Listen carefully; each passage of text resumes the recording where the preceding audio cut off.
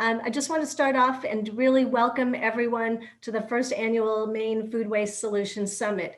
We are so pleased with the interest and enthusiasm that people have shown for this topic, and that people would take time away from this beautiful spring day in Maine to come and talk about the issue of wasted food in the state and what we can all do about it. But it is an important topic, and we are really so pleased that you are here.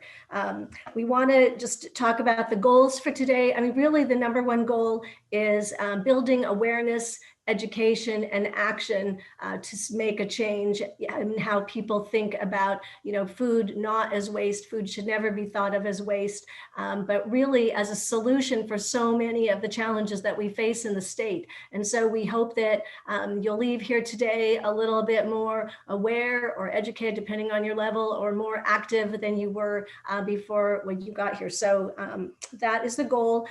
We originally intended this, it was just going to be a stakeholder session where we were going to continue our research with stakeholders, and we just decided that why not share that learning process with everyone who is interested in it, rather than keeping it this closed group. So the summit has come together, rather quickly, but we felt it was important to share with all of those who would like to join us on this journey of, moving the state towards a future of no food waste.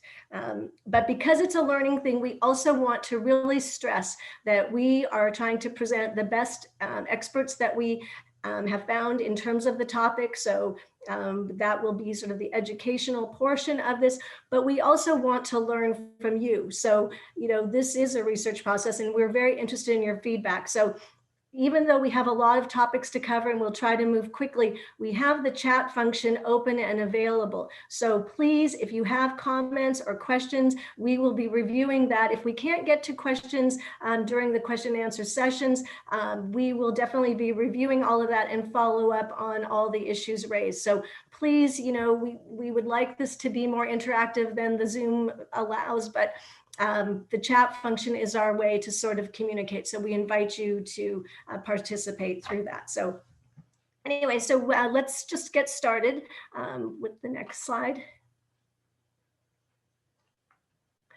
So just to introduce ourselves, that myself, the Mitchell Center for Sustainability Solutions is at the University of Maine.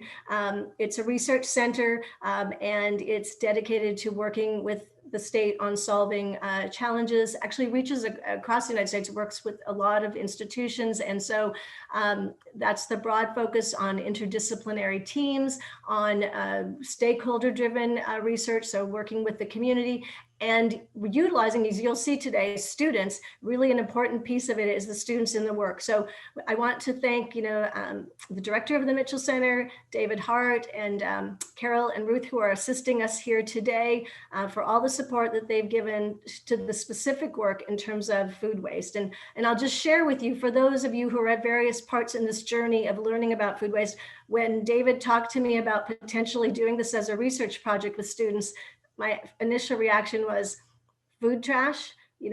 Why that doesn't really seem like anything that I've ever worked on before. My background is 30 years in corporate, in food, working for companies like Procter & Gamble and Disney, and most recently, for Ahold Delhaize Hannaford. So, this wasn't really ever anything I ever dealt with. And I can tell you that in the 18 months since we've been working on it, I think it's the very most important thing that I could possibly be working on. And, the students feel, and the faculty team feels the same. So thank you, David, for getting us started in this work. And this was actually just to show you the cover note. This is where we started in May 2020 with our first students coming up with the solutions after some research for food loss in the state. So that is sort of the background and what brought us here. So the next slide.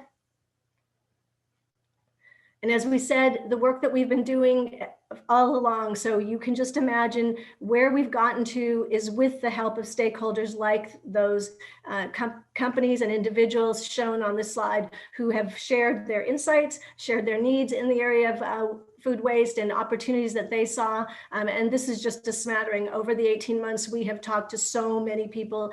The state is terrific in terms of its support for work like this. Next slide. And to introduce you to some of the team.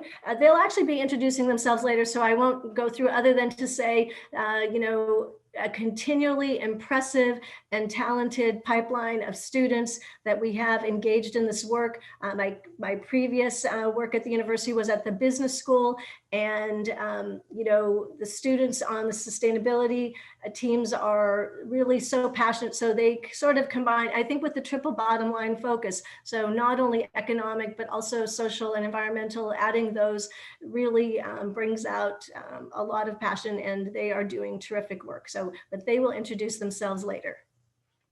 So the next slide.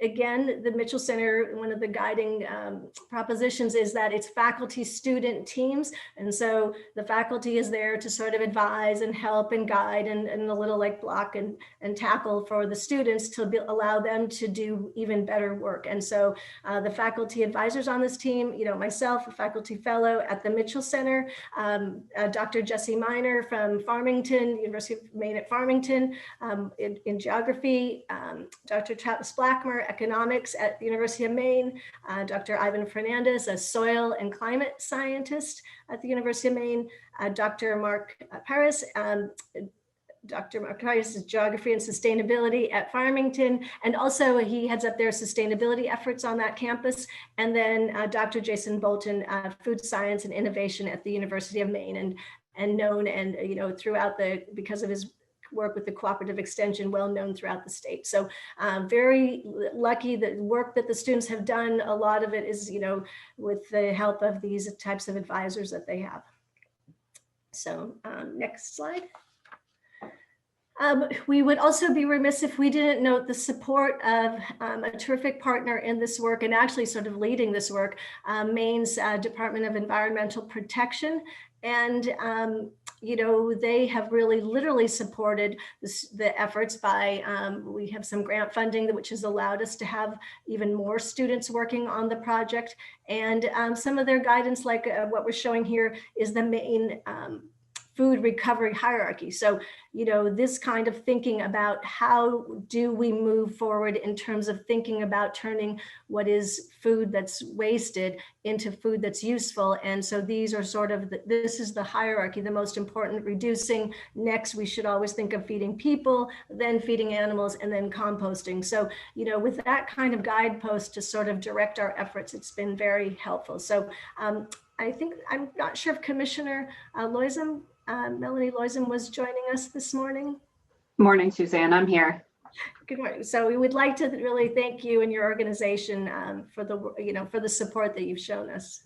Sure, we're so pleased to be able to support the Mitchell Center, continuing to be involved in waste management issues in the state. The department's been working with the Mitchell Center for several years now, and you just do such an amazing job of bringing people together and educating people. And it feels like, our grant investment in you is one that's just going to multiply itself over the years. So thank you all for the work that you're doing. Okay, well, thank you very much. It's great working with you. And Mark King, as sort of, are in the trenches, I guess I should say, in the compost pile, working with us. So a shout out to Mark also from the department. So thank you. Okay, next slide.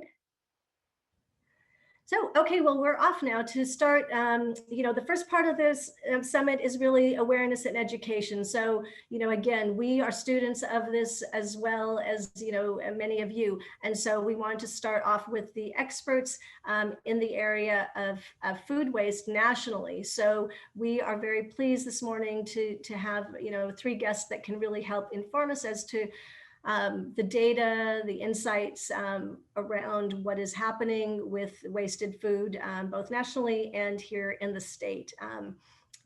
So we are starting off with our first guest is Angel Veza, and she is the Senior Manager for Capital Innovation and Engagement at ReFed. And Angel, we're really fortunate to have her because, if education is our goal, she actually has a background in education.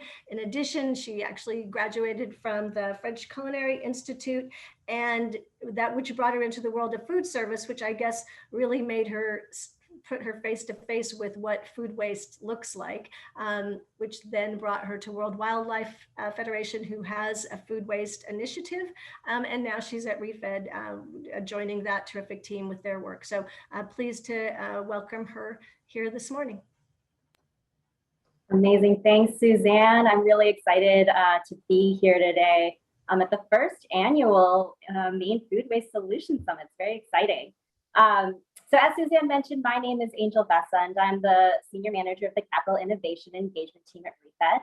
And so for those of you who are not familiar with ReFed, we're a national nonprofit working to advance solutions to prevent food waste in the United States with the goal of cutting food waste by 50% by 2030. So the foundation of our work is really centered on data and insights, and we gather data and provide actionable insights into the current state of food waste and opportunities to directly address it across the supply chain. To drive action, we work directly with 3 different stakeholder groups. The first is food waste solution providers, and we help them scale their solutions and grow their impact. And then we also work with capital providers and advise them on where their money can have the most catalytic impact in reducing food waste. And then lastly, we also work with food businesses and help them advance their food waste reduction efforts and operations by adopting effective solutions. And because we get to work with these different stakeholders, we've been really fortunate to also drive action by facilitating convenings and partnerships across these different groups. Now, one thing that we've recently launched is the ReFed Insights Engine. It's our data and solutions hub, and it allows you to really take meaningful action. And so it has 4 distinct tools that I quickly want to share with you this morning. The first is our food waste monitor. So you can use this to see how much food is being wasted in the United States and understand why it's happening and where it's going. The second is our solutions database, where we've identified over 40 solutions that, if adopted, could help us cut food waste in half by 2030. Related to that, we also have a solution provider directory featuring over 700 solution providers that offer services across that food recovery hierarchy that Suzanne mentioned. And last but not least, we also have an impact calculator for people and businesses to understand the full impact they have when they prevent food from going to waste. It allows you to assess metrics like the amount of greenhouse gas emissions reduced or how many meals are recovered. So it's a lot of great useful resources, and definitely check it out. But just diving into what we discovered through developing the Insights Engine is that in 2019, 54 million tons of the food produced went unsold or uneaten. And now that food produced but never eaten still requires enormous resources to grow, harvest, transport, cool, cook, or otherwise prepare, even when it's disposed of. So what that means is that uneaten food is responsible for 4% of the greenhouse gas emissions in the United States alone. It also consumes cropland and freshwater, and is the #1 material entering landfills. And so here's another way just to kind of take in the environmental effects of uneaten food. Imagine all of the country's surplus food was grown in one place. This mega farm would cover roughly 80 million acres, which is roughly 3/4 of the state of California. And growing that food would consume all of the water used in California and Idaho combined. And that farm would harvest enough food to fill a 40-ton tractor every 20 seconds. And now many of those tractors would travel thousands of miles to be distributed in grocery stores, but instead of being purchased and consumed, they go on another set of tractors and go directly to landfills, where it decomposes and emits very potent greenhouse gas emissions. So as you can see, it's very harmful when we waste food. But on top of that, when we waste food, we're not just wasting that food, we're also wasting money.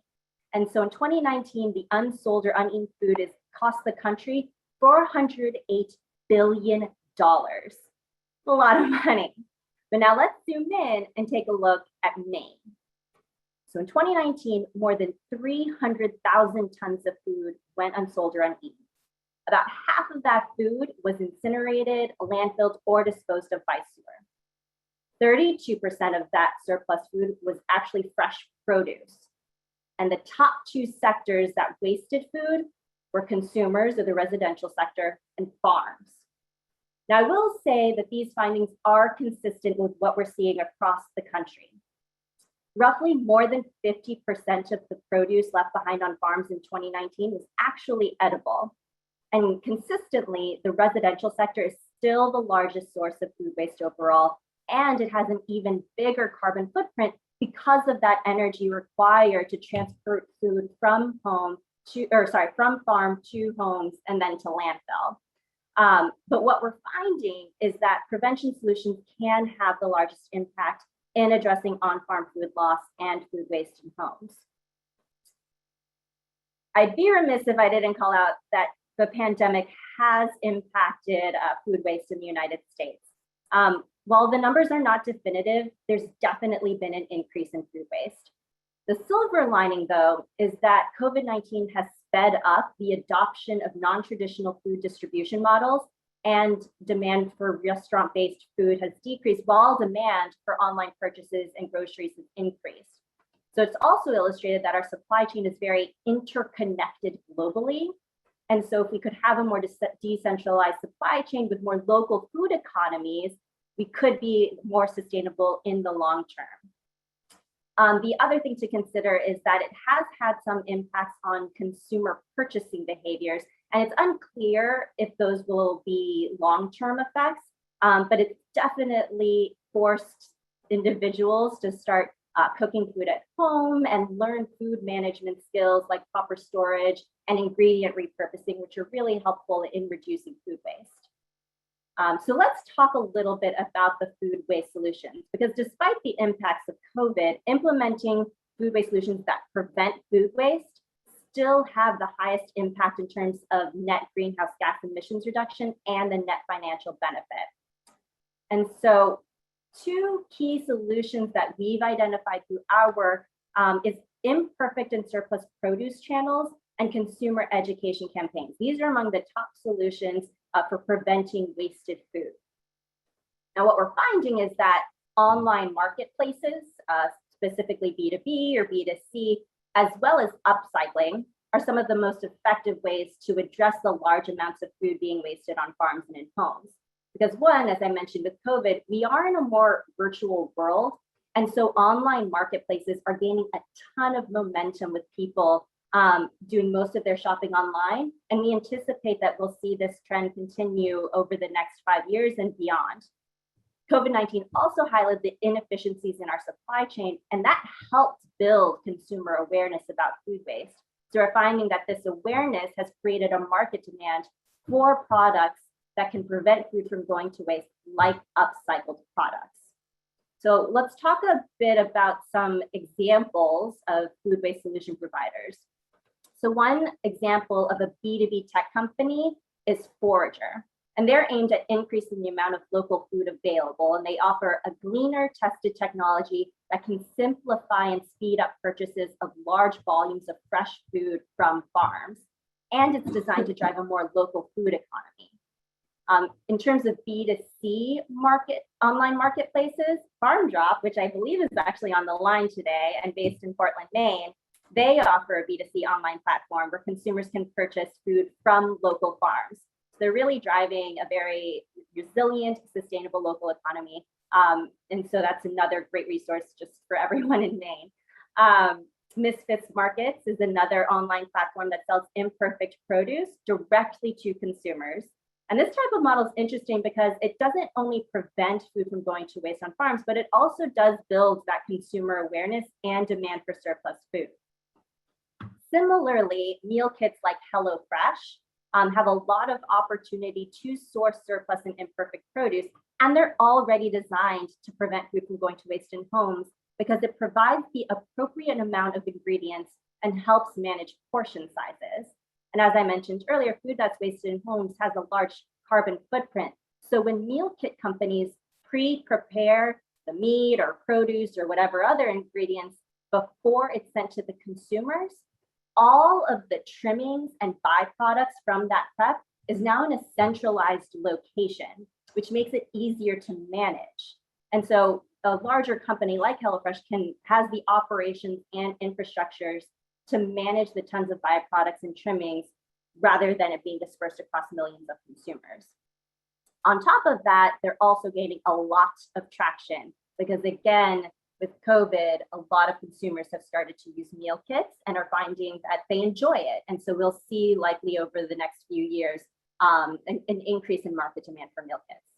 And then lastly, as I mentioned, upcycled food products is another channel for imperfect and surplus produce. But I will call out that the Upcycled Food Association, which is a fairly new group, is comprised of a variety of upcycling companies. And Scraps is an example of a company that takes imperfect and underused vegetables to make frozen pizzas. And so this is a win-win-win on so many levels because it's helping prevent food waste on farms. And oftentimes the upcycled products are shelf stable or frozen, which increases the shelf life and prevents it from going to waste in homes. And also the Upcycled Food Association recently launched a certification. And that certification can help consumers easily identify which products contribute to food waste reduction. So it's a great way to increase education and awareness. But of course, as with everything, there are challenges to scaling these types of solutions. The first challenge is that the economics, especially for farmers, is difficult because there's a risk that with a demand in imperfect produce, it could cannibalize sales for what has traditionally been considered cosmetically perfect products.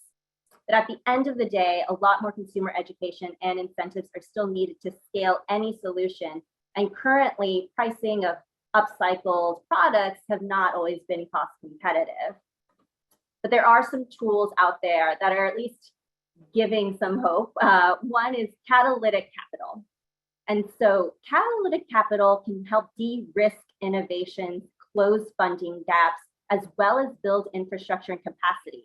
And we're seeing more and more funders, both private and public, wanting to give catalytic capital. The last piece I'll add is consumer incentives. Currently, there's very little incentive for consumers to change their behavior. And so creating positive associations and incentives with food waste reduction will be needed in addition to that education piece. And so we'll talk a bit about these tools more later on. But I do want to talk about some actions that are happening across the nation.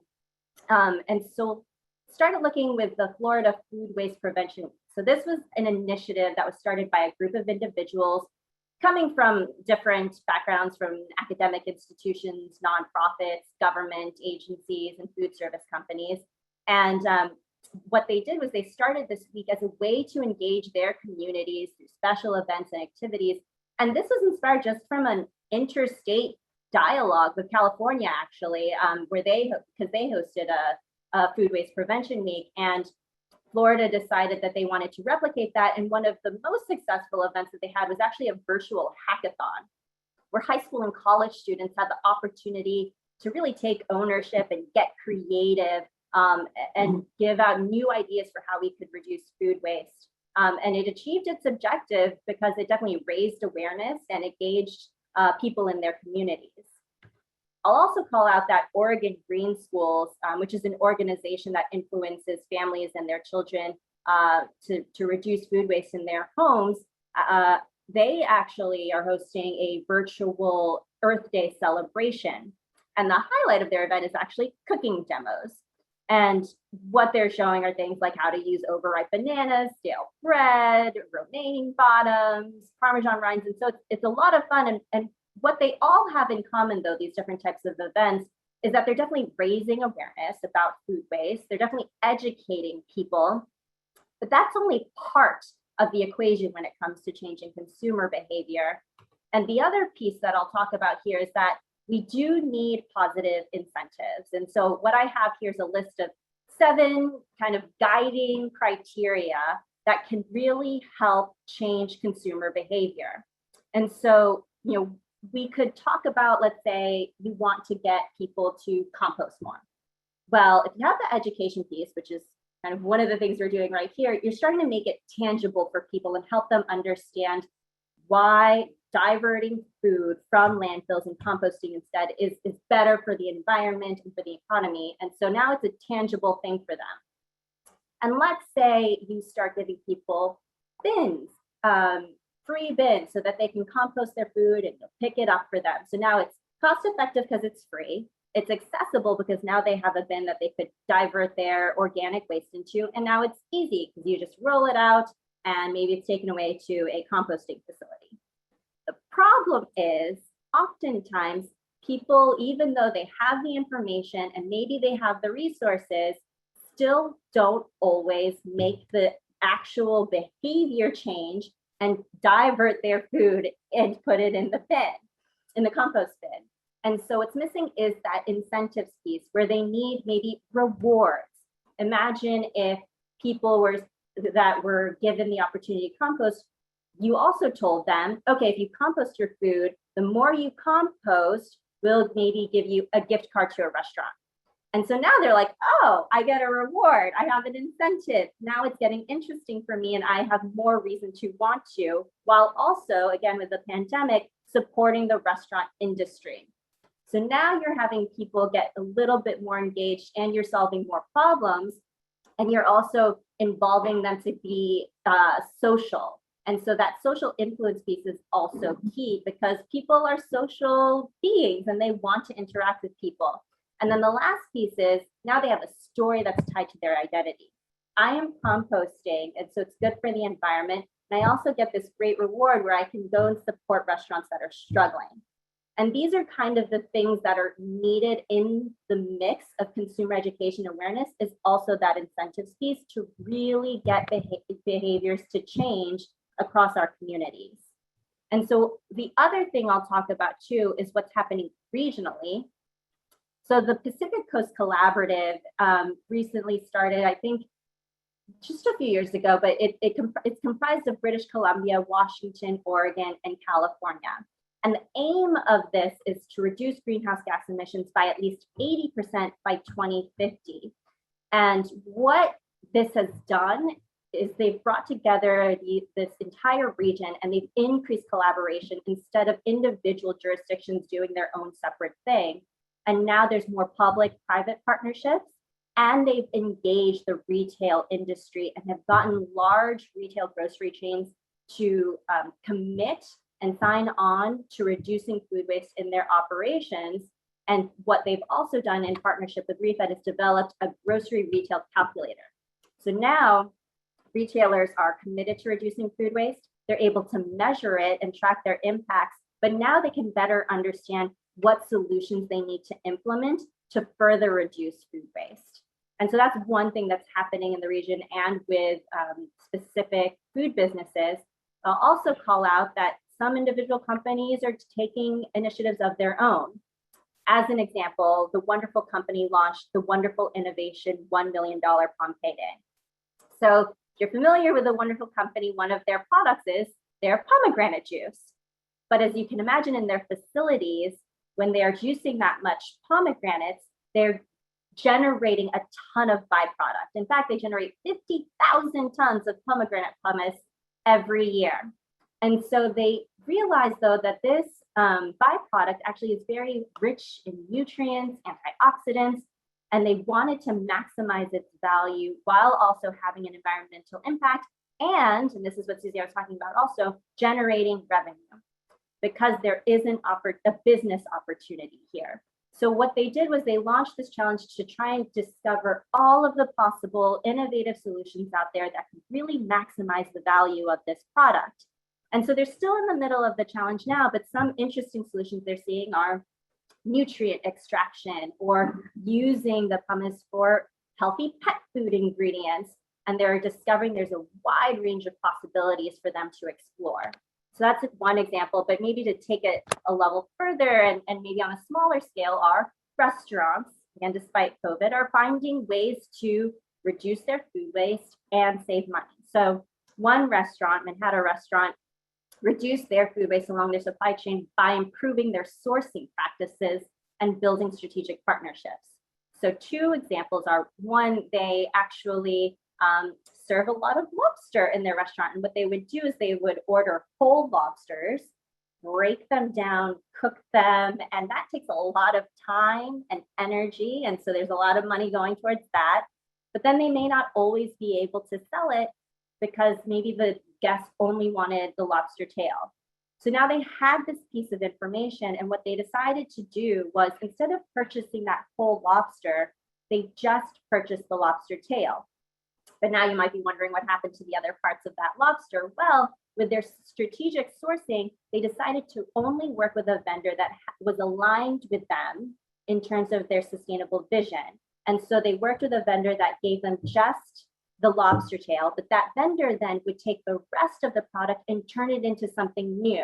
So now they're making more money, the restaurant's saving money, saving cooks time, and still delivering a high quality product to their guests. So that was one thing that they did to save money. But then also another big waste stream that they found is that they had a ton of lemon peels. They would juice fresh lemons all the time for both the kitchen and the bar and for a ton of different uses in the restaurant. And they had so much.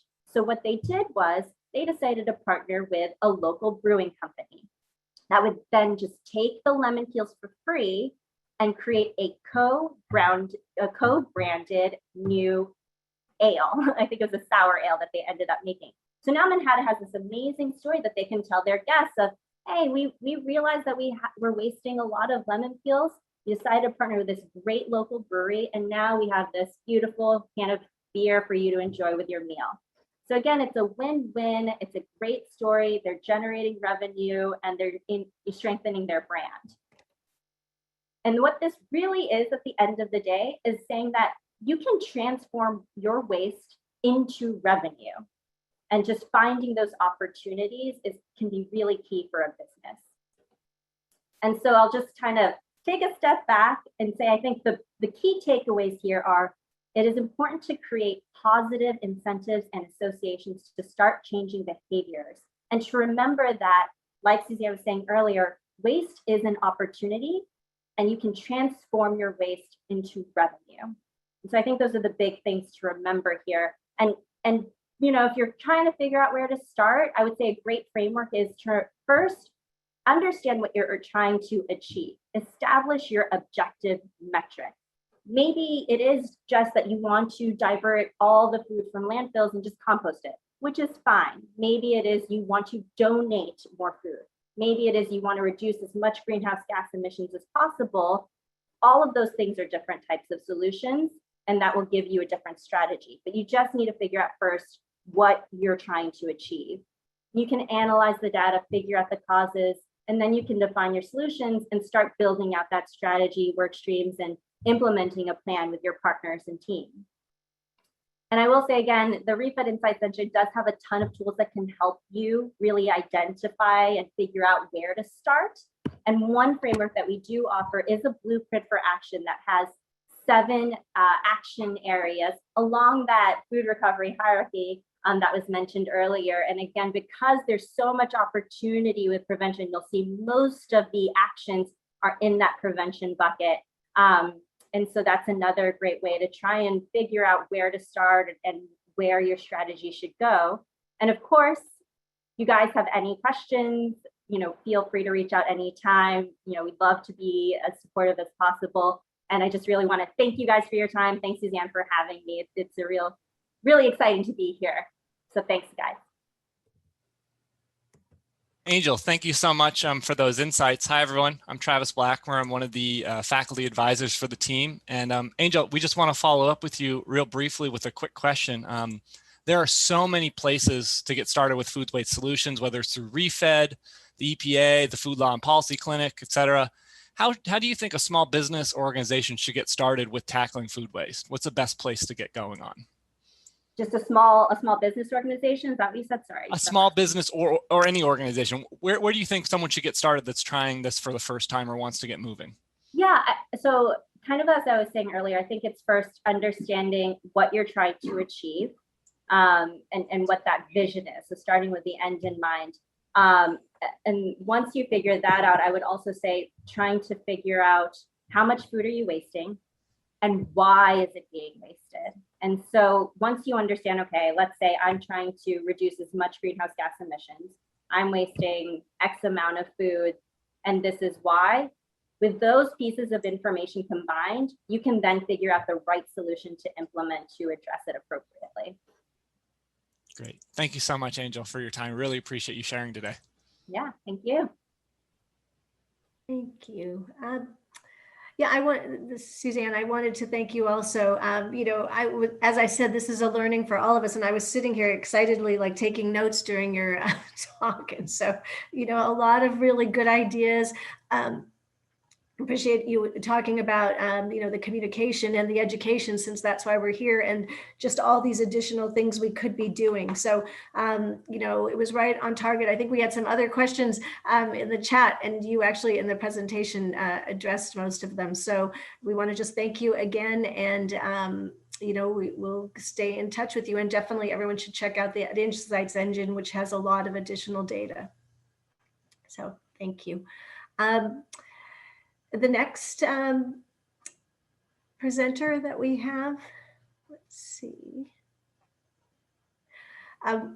Well, actually, the next presenter that we were going to have live, Congresswoman Shelley Pingree. Unfortunately, this is the problem sometimes, having people in the congressional delegation, a lot of different commitments, and especially sessions that get called at the last minute. So we've had this before, and up to the end, we never know. But unfortunately, Congresswoman Pingree was not able to join us, but I will just, by way of introduction, she has been such a terrific supporter of our work. I mean, she's a national leader, pulling together a sort of bipartisan support for the agriculture community. And because of that, she's been a leader in food waste policy also. And so therefore, our work is, has a lot to be thankful to her for. The date labeling legislation alone that she's working on, has been identified as one of the biggest opportunities to end food waste. So she continues to do that kind of work. And she actually was so nice that when she realized she couldn't make it, she did create a little video just to still,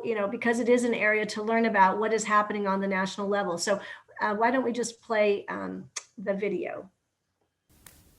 Hello, I'm Congresswoman Shelley Pingree. I'm honored to be here with you virtually to share in Maine's first Food Waste Solutions Summit. Thank you to Suzanne Lee, to the Mitchell Center, and to the students leading this effort on our behalf. It's hard to believe that when we first met in November of 2019, you were at the beginning of this huge undertaking. The ideas that you have brought forward, from standardizing date labeling to coordinating food donations, are impressive.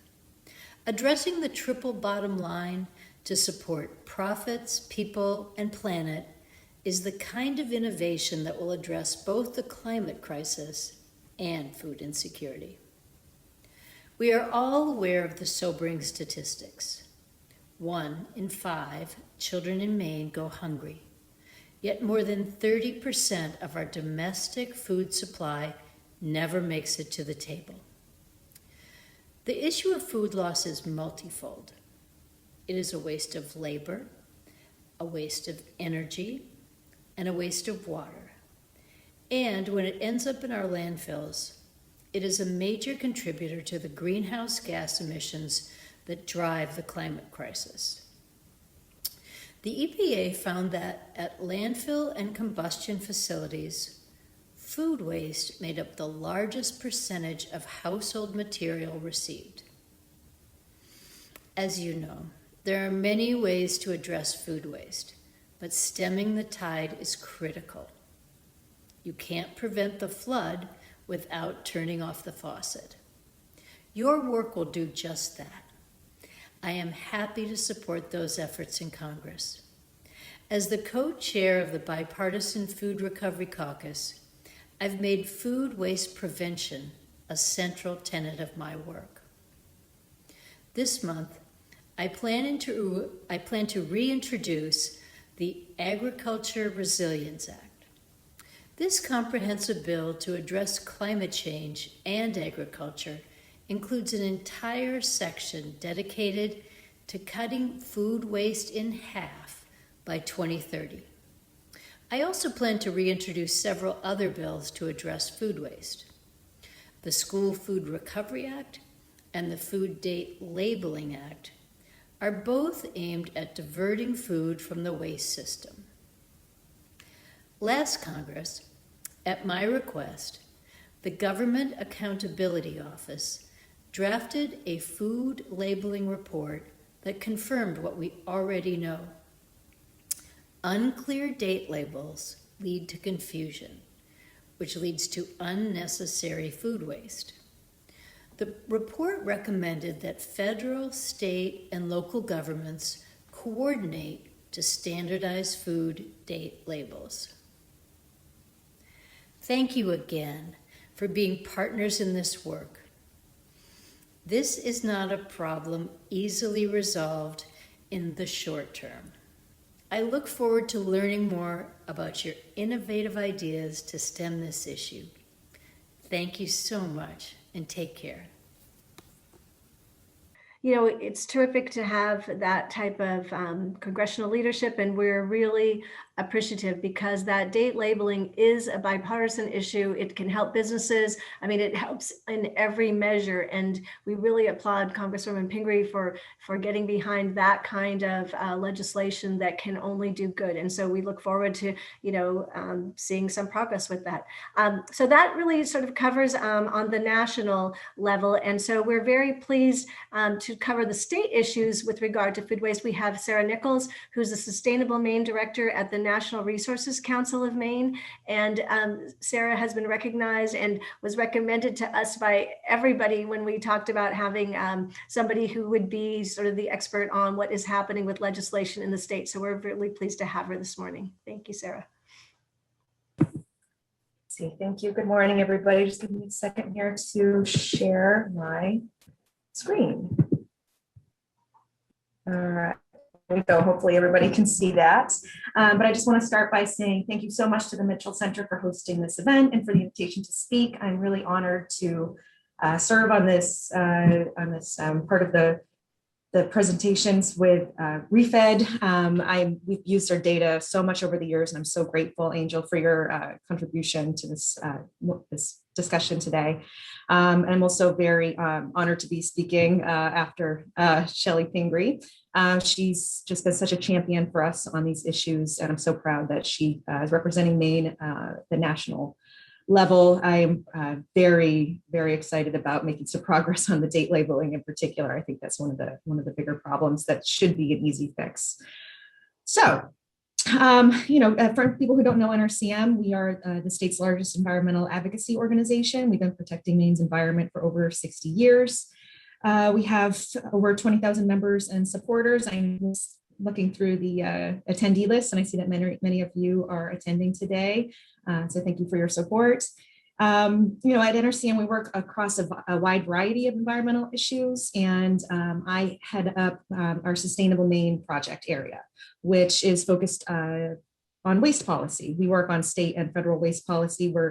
I'm just an advocate of policy in general. I don't think that we're going to be able to get to the transformational changes that we need without it.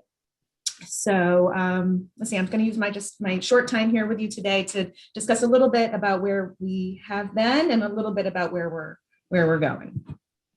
Okay, so as Suzanne said at the beginning, food recovery and food waste solutions just require a lot of collaboration just by the nature of the food waste system. We need food producers and farmers and businesses and retailers and the government and haulers and everybody to all be working together. And in Maine, I feel like we just have a really wonderful group of people. There's so much collaboration happening. We've been NRCM, or a member of NRCM as staff has been participating in discussions all over the state. And I want to say that I really cut my teeth on this issue of food recovery in helping to organize the Feeding the 5,000 event that we held in Monument Square in Portland in October of 2016. Planning for that event really brought together dozens of organizations. We really bonded. A lot of lasting friendships came out of this. And it was a really successful event that I felt really elevated the issue of food waste in Maine. For this event, we served 5,000 meals made from food that would have otherwise gone to waste. We sourced all the food from Maine farms, used local chefs. It was a really wonderful event that I'm really proud of, and I like to take opportunities to celebrate that. From out of that came the Food Recovery Coalition. who still meets. The Mitchell Center has been a wonderful convener of people and discussions. We participated a lot there. We're on the Food Fuels Learning group in Portland and other groups. At NRCM, we participate in all these discussions and events, but we provide assistance to local activists and communities in Maine to help, and we provide seed grants for community gardens or for composting projects. But really our bread and butter at NRCM is state policy, and we've been focusing really heavily on schools. So I'll talk a little bit more about that. Okay, so for our school food recovery work, we have a wonderful staff member, Chrissy Adamowitz, who's also on here today. I'm sure many of you know. She really leads our efforts to recover more food at schools. We thought after a few years of working on this food recovery in Maine, we felt that there was a real need to provide more hands-on help to students and teachers in schools who want to move food up the solid waste or the food recovery hierarchy. We've created this really great handbook that is helping to give resources to these champions with real concrete examples of how they can make changes at their schools, from share tables and waste audits to getting compost programs and community our gardens for the school. And I did want to note that there was a bill this session that's already had a public hearing. It's LD 655. It's an act to require at least a 30-minute lunch period for students. I understand that I'm not sure if this got any traction this session, but I believe that that's providing more time for students to eat lunch at school is a really important part of the food waste solution. So please get in touch with Chrissy if you want to work with us at all on some more food waste projects. So in 2015, we worked hard to pass a bill that had Maine adopt the food recovery hierarchy in our statute. It's a guiding principle for our states in making any decisions about food waste. It lives right next to our solid waste management hierarchy in our statutes. And that very same bill created our solid waste diversion grant program that the DEP implements. Mark King, the compost king, I like to call him at the DEP, administers this program. I know that they've done so many amazing projects. They've given out over almost $600,000 so far in 3 years of projects. In the statute that passed this grant program, it is supposed to give priority to organics diversion projects, and they've done a lot of those. They have 2 rounds of grants per year, and I know the next one closes in about 10 days. So get your applications in, and you can go to their website and see how to apply for that. Okay, so that's just a little bit about where we've been, not exhaustive by any means, and I'm just going to switch to some of the things that we were thinking about at NRCM in regards to policy and what I think is coming our way in Maine. One of these, this has been on my policy wish list for a long time, but this is a bill to ban organics disposal in landfills and incinerators. This is sponsored by Representative Ziegler. It does not have an LD number yet, so I unfortunately can't share that with you. I'm trying to find the name of the bill. So it'll be called an act to reduce hunger and utilize food scraps in farming and energy production. So this policy is really similar to what they already have in place in Vermont. So it would start in 2023, anyone making over 1 ton of organic waste per week would be illegal for them to put that in a landfill or incinerator. We've seen in other states that have passed that policy that it's really driven an increase in food donations. And when businesses are forced to separate out their food waste, they can better manage that food waste.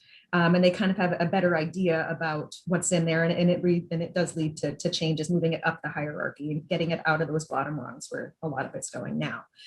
And then the policy as written would then crank up over time, similar to Vermont's. And by 2027, it would apply to everybody, individuals, households, that you're not allowed to dispose of food waste in a landfill or incinerator. The bill would set goals for food donations and scrap diversion, and the DEP would track progress and offer support for towns for this too. There's folks from the Maine Conservation Voters and Conservation Law Foundation who are really leading the charge on that this year. And you can reach out to them or me or Chrissy, and we can get you into the fold if you want to help work on this. And I'm sure we can alert everybody that's on this today for when there is a public hearing. It'd be great to have everybody weigh in on that bill. Okay, so this is necessarily a specific bill, but this is a general problem that I believe we have in our waste system in general. Our economics are all messed up. Waste really follows a path of least resistance, and right now disposal and incinerating is the cheapest and easiest thing to do. So that's a problem. I believe that those fees don't cover the true costs, the true environmental and social costs of wasted food, and there's a lot of work to be done here. In other states, say they might put a higher fee on disposal of waste, and then they can use that money for moving waste further up the hierarchy, just as an example. So that's just to plant some seeds here for people to think of, and as you're discussing solutions today. And that really leads me into this other policy that I believe really helps drive more composting at home, and that's pay as you throw. When a town requires people to pay for their trash, then they have to purchase a special trash bag for $1 or $2. That has an almost instant impact of increasing recycling, and it really drives people to want to have a compost bin. This is all dependent on whether or not there is a recycling bin in your town, which I'll talk a little bit more about. But if it's basically, it comes down to the economics and the incentives and what's easy. So if recycling is available and easy to do, you're going to put more stuff in your recycling bin than your trash. And you don't want stinky food waste in your trash bags if you're trying to make them last. So you're more likely to have a backyard compost bin, or use a curbside compost service. I've had garbage to garden at my house for over 10 years, and it just got picked up actually while I was speaking. So in Maine, I'd like to, right now it's just on a town by town basis, but ideally we'd like to get to a place where the whole state does it this way. Where did that go? And last but not least, I can't leave without talking about this extended producer responsibility for packaging law. I'm actually going to have to hop off here in a minute and do another hour-long presentation on this, but I'll give you the quick version. So this law has been in the works for years. It's a systemic change to the way we manage our recycling in Maine. It would shift the costs of managing recycling from the property taxpayers and municipalities in Maine to the producers of the packaging, the large brand owners, the Amazons and the Walmarts. And this has proven to work to increase recycling, change packaging design, save municipalities money. And I think that this has a real role to play in our organics management as well. And that's for a few reasons. So if municipalities currently spend $16 to $17.5 million each year on managing packaging waste. And through this policy, they would be reimbursed for those costs, and they would have that much money saved that they could use for other things. Let's say helping with organics projects in management projects in their towns, or supplying compost bins for everybody, curbside compost. Be much easier to make that case if there were some money freed up to do that. Packaging is also a major source of contamination in our compost. And this bill would tackle that in a way where we'd have a more systemic approach to identifying problematic materials and taking some action to pull them out. This is also, compostable products are a real head scratcher for a lot of people. They're really degrading the compost quality, and this type of law could help provide some standardization and how we use and manage those materials. And this also, I saw some notes in the chat, which I was really excited to see. The meal kit services, I like that it's getting people to cook more at home and learn new skills and feel confident and have a correct the amount of ingredients, but it has an insane amount of packaging. And this law would provide this kind of incentive for the HelloFreshes and the Green Chefs to find innovative ways to reduce that packaging, have more reusable packaging. Maybe you can, if you're going to use that service a lot, maybe you have something that you send back to them. And this type of law really helps incentivize that. And at the very least, if they're still making the wasteful packaging, it they would at least have to pay for that and not your municipalities and your property taxpayers. So I could go on and on about that, but I will stop there. And thank you so much again for inviting me to speak today. I'm sorry I do have to go. Chrissy, however, will be joining you today, and she can represent NRCM and answer any questions that you have. So thank you. That was terrific. Sarah, thank you so much. And, you know, as I said, this is a learning for us as much as we hope our audience here today for the event, but you really covered a lot of ground and, you know, really fascinating. And I will just mention with regard to the packaging, you know, the Mitchell Center, that last point that you brought up is there's part of our team is actually very involved with looking at, you know, do compostables, you know, what, you know, how do they impact compost quality, and what are we finding in some of the packaging materials that's actually really frightening, and packaging should, you know, really stay away. And so you'll see that reflected in when the students talk about some of the community recycling, food recycling that we're doing, the signage that we've developed for those sites makes it clear that we want no packaging, no paper, nothing other than it's meant for food. It's food recycling. So, but there's a lot of research, and I think there's probably opportunities for us, the Mitchell Center, to work closely with you on the packaging front as well. So, but thank you very much for taking your time.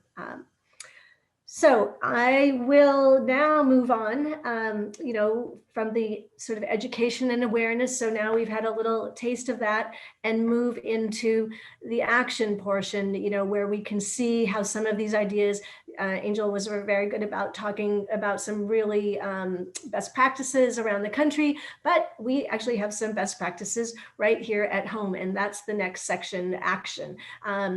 Again, I guess you guys will really get to know this hierarchy, if you didn't know it before today, the food recovery hierarchy, because the actions that you will hear about also follow this. You will hear people talking about, you know, understanding that we're trying to move to the higher level, unwanted, you know, reducing food, unwanted food, and then feeding people as the priority, and then feeding animals, and then composting and anaerobic digestion.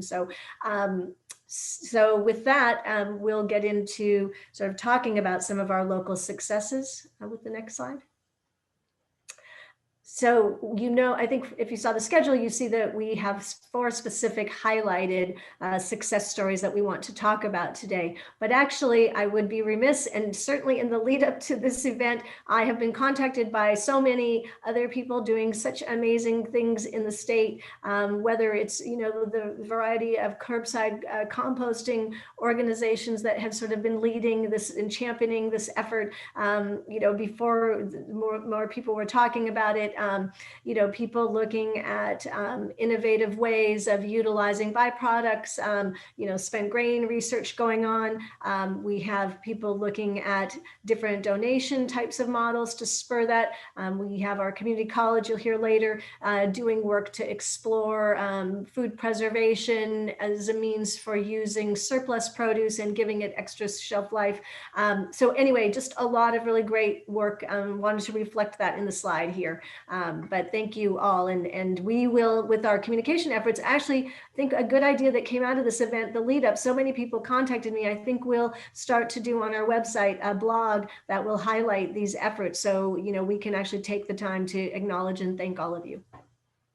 So, but today, what we have in terms of the specific success stories, we're very pleased to be able to introduce you case studies of, you know, really this idea of rethinking food, not as waste, but really a terrific opportunity to, whether it's improve your community, feed more people, generate new business revenue streams, you know, improve overall profitability. I think those are some of the topics here. And the success stories that we're going to highlight, we have Brian Bellevue from the town of Skowhegan Public Works, and he, you know, they have a fantastic food recycling effort, and he earned his spot on this panel because he said to me, honestly, I don't know why every town in Maine isn't doing food recycling. And I said, okay, you're on the panel. And we also have Nancy Perry from Good Shepherd Food Bank, and she has, you know, actually been recognized for her leadership in food sourcing. She has put together this Mainers Feeding Mainers program that really sets the standard of, finding a win-win opportunity, translating surplus into an opportunity to provide good, nutritious food for the 400 pantries that she serves. So fantastic. Amber Lamke at Maine Grains, she's the CEO and co-founder. And really, when you talk about trying to get people to understand the value of food with the Maine Grain Alliance that she established, I mean, she's the textbook. And so she earned her place on this because many of the farmers I spoke to said, oh, you need to talk to Amber. She's really our inspiration for looking for ways to change byproducts into new revenue streams. So we have her here today. And then Olivia Doucette with Sodexo. She's the operations manager at the USM campus. Sodexo is a fantastic example of reducing food waste through their use of the Lean Path system. And Olivia is a great champion of that. And also, she will show you how easy it is to save a lot of money and improve the quality of your food organization through some tracking and measuring. So anyway, I will let them tell their stories, but we're so happy to have them here today. And I think we'll start off with Brian. So first of all, thank you for inviting me to speak today. I guess Skowhegan has created quite the successful program from what I'm hearing from other folks around the community, around the state, really. A little bit about myself. I started my career 15 years in the commercial construction industry, not really paying a whole heck of a lot of attention to recycling or composting efforts. 2019, I applied for the position here at Skowhegan. During the interview process, I learned that the solid waste supervisor position was consolidated with the code enforcement position. I was reluctant at first, but in the end decided to take on that challenge, and I'm very happy that I did. So I quickly realized in learning what our facility provides to the community that composting and recycling are both extremely important. It's an easy process. Like you said before, when I talked to you, I don't know why more people aren't doing it. It's really easy. So just to talk a little bit about our program, we currently work with all SAD 54 schools, as well as the 2 charter schools in the town of Skowhegan. We've got a 3/4 ton pickup truck that we go collect the food scraps from them, and we bring them back to our facility where we have a composting bin that we fabricated out of a 6-yard tip bin and made our own aeration system. We also have a sign-up program for local residents. They can sign up for the food scraps program. We provide them with a 5-gallon pail or a kitchen countertop bin with a lid. They collect their food scraps and bring them up to us as they fill their containers into that same bin that we use for the school collection. Once that bin is full, we introduce that product into our yard waste that's collected from the highway department. They go around every fall and pick up all the yard waste from the residents of Skowhegan. And residents are also free to bring their own yard waste up throughout the spring and summer. So, excuse me. So our current acceptable items, we take in, all fruits and vegetables, coffee grounds, paper filters, coffee filters, eggs, egg shells, dairy products, no liquids, flowers and floral trimmings, grasses and weeds. What we found was that in introducing this program in 2013, we were able to save the taxpayers roughly $28,000 to $30,000 a year in disposal costs. Our current pricing is $67.50 a ton for municipal solid waste, and every bin we fill, we have to pay an additional $124.50 for hauling fees. I guess that's all I've got for you today. Brian, you also had talked about some of, we asked you, what you think makes your program so successful.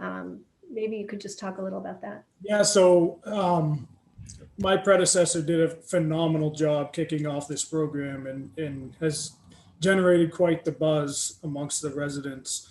And I found that I started a Facebook page for our facility and quickly realized that the residents of Skowhegan are definitely intrigued and looking to take part in the program. There's a lot of interest on our page already, and it's only a week old at the moment. I think another reason is as I said, my predecessor Randy Gray had a video done back in 2015, and that has also generated a lot of buzz, not just in Skowhegan, but I think a lot of other area communities are looking at that as a success story. They're also getting involved. I've been getting quite a few calls from other towns in the state asking about our program and how we are successful, and the biggest thing is how to get buy-in from the community. And I think just getting, pushing that education, getting out in the community and get the conversation going and keeping it going. That's the big thing, I think. Terrific. Well, thank you. That's great. So we have an opportunity, I think, for some questions at the end. So we can let Nancy, if you'd like to go next. Good morning, everyone. I'm going to share my screen here real quick if I can. I might not have had it queued up right, but I'll continue on because I know that we have a limited amount of time this morning. But as I said, I'm Nancy Perry. I work with Good Shepherd Food Bank. I've been here almost 13 years now, and I have the privilege to work alongside such a great team of folks here that our mission is to get the most nutritious food that we can out to those that we serve in the state of Maine. The Mainers Feeding Mainers program was actually launched. Thank you. I see it show up now. Was launched in 2010. And our goal was to get fresh and nutritious food to Maine families in need. And to help us meet that goal, Good Shepherd has been able to acquire some funding that allows us to purchase produce and other Maine products from partnerships that we have formed and continue to form with Maine farmers, the fish industry, and dairy processors. On the next screen, I know you won't be able to see all of the partners listed, and they may not all be on there. I haven't updated it for the 2021 growing season, but how the program works is that we work with partners all over the state of Maine to either get produce, dairy, cheese. We work with Oakhurst on milk, and we work with Hillendale to get some eggs. We're recently going to be working with a bee farmer to take in some honey. We work with fisheries here in Maine as well to take in some fish. But when we're working with our Maine growers, especially, we're not looking for number one product from them. It doesn't have to be the perfect product.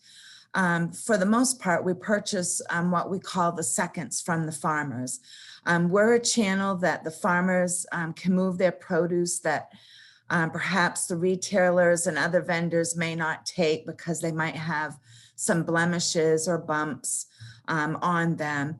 By purchasing the seconds, we're keeping edible produce from being plowed under, helping the farmer by covering some of their costs for product that they can't move, otherwise, and the produce is going to Maine families in need. Each year we put together a letter of understanding with our Maine farm partners for the coming year, which takes effect July 1st each year. This letter of understanding isn't a binding contract, but rather an understanding between the partner and Good Shepherd Food Bank. We do ask for certain crops to, if they've got certain crops, we try to keep it to crops that we know folks know what to do with the product, like carrots, cabbage, cucumbers, the summer squashes, winter squash. Of course, we live in Maine, so potatoes and apples are always part of it. We also take in other types of produce, but we try to keep it to what folks know what to do with. We also, this letter of understanding is very flexible. It's there, as most farmers know, even the fish industry and dairy, since we are coming out of a year in a pandemic, we have, found that the weather conditions alone can cause difficulties and challenges. The frost can come in the late spring or the early fall, or we're in a drought, or we get too much rain, and it causes the yield not to be there. So what we do with our Maine farmers in particular is we try to be flexible, and if there's crop that didn't yield, that they don't have an abundance of, then we trade it out and we will purchase something else from them instead. If someone loses their apple crop, for example, because there was a hailstorm in June, we often will trade that out because they had all kinds of zucchini and yellow squash. So it helps the farmer move some of that extra produce that they had, the abundance that was on their farm, and we're able to just trade it out. They don't need to go find the apples from another grower.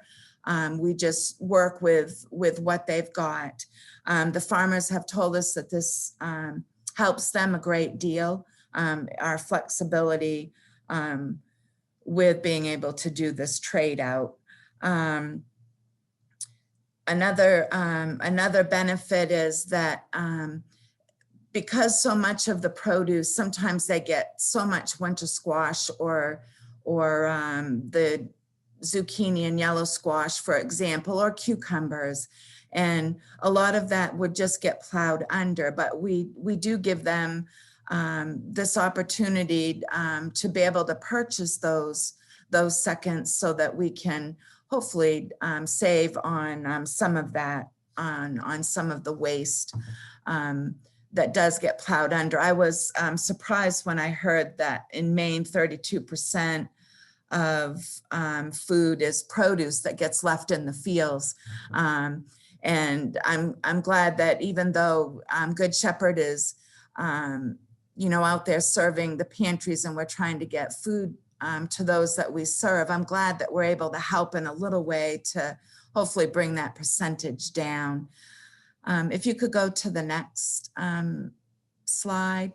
When we started the program, we had 9 farmers in 2010, and today we have more than 75 partners with us. In 2020, even though we went through this pandemic and the farmers were all so afraid they were going to have more produce than we could handle here at the food bank, but with the drought, with the pandemic, their produce was in great demand. Everybody was buying more local, and which is wonderful. But we still managed to be able to invest $784,000+ into the Maine agricultural economy. And we purchased about 1.2 million pounds of product from Maine growers and processors, and they donated an additional 1 million pounds to us on top of that this past year, even with all the obstacles that we had, which was phenomenal. The The food pantries just love the produce that we get. Just yesterday, we were going through some carrots that we got from Crystal Springs Farm, and they all have legs on them, and but they're great carrots, and all we do is just box them up and we get them out. So it's a great way to be able to move some of this produce that would be left in the fields. Also, we look at Mainers Feeding Mainers as a win-win for everybody. We're able to, Maine growers and processors are able to get some money for their produce, the seconds, maybe the product that doesn't move as well through retailers and farmers markets. And we're able to give that out to those that we serve, the families that are most in need. So it's Maine product grown by Maine people that stays in Maine and helps our economy as well. So there's other things that we do, here on food waste as well, but just wanted to share just a few glimpses of what we can do through the Mainers Feeding Mainers program, and we continue to grow it and try to find other ways to help our state out with our food waste. So if you have questions, maybe at the end, you can ask them, or in one of the breakout sessions, we can talk more about it. But thank you, Suzanne, for this opportunity. It's been great working with you. Thank you, Nancy. That is terrific, always inspiring to hear about the work and not to be underestimated. I think that's why you got the leadership award for the Northeast for your sourcing, because to be building those kind of partnerships with farmers who are very busy doing the business of farming and, taking the time to work with them to build a program that has so many positives. It's terrific. And I think, gives us ideas and inspires us in the work that we're doing. So thank you. That's great. So we will, definitely, I don't know if the question answered, but in the breakout sessions, we're lucky that Nancy and most of our guests will be there so we can continue the conversation. So next we have Amber Lamke, as I said, CEO and co-founder of Maine Grains, talking about the, really innovative solutions that they're finding for what to do with excess food. Thank you. Great.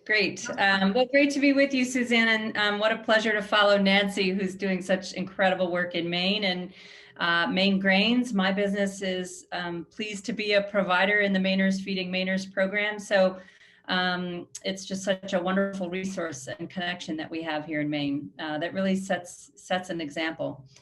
I'm prepared to just talk you through a few of the waste streams we have here at our grist mill in Skowhegan, and talk about ways that we have found other uses for them. As many of you may know, we are occupying a former county jailhouse building in the downtown of Skowhegan to run a grist mill that specializes in the processing of locally grown, organic, and heritage grains that we distribute as a food grade product throughout the Northeast. Our customers are bakers, brewers, chefs at colleges, institutions throughout the Northeast. So our primary focus is on the production of food. We make stone milled flour, rolled oats. We sell whole grains. We sell pearled barley, cornmeal, buckwheat flour, things like that. But a key part of our processing is the cleaning of all grains before it goes to the food grade processing. And by cleaning, what we're doing is we're using machinery like screen cleaners and gravity tables and dehullers in order to prepare those little kernels and separate out the kernels of the highest and best quality. So what comes out of the cleaning machines are things like shrunken and broken kernels.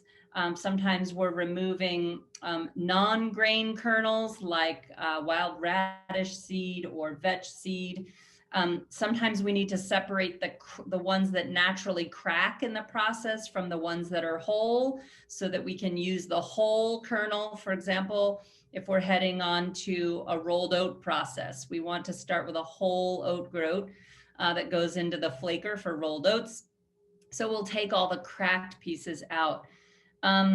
And then another byproduct stream that we have here, two more that I'll mention. One is some grains have a husky coating on them, a hull, and for example, oats, edible part on the inside.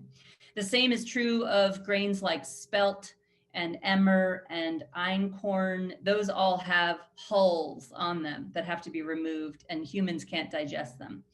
So those hulls are a byproduct stream here, as is what we call middlings.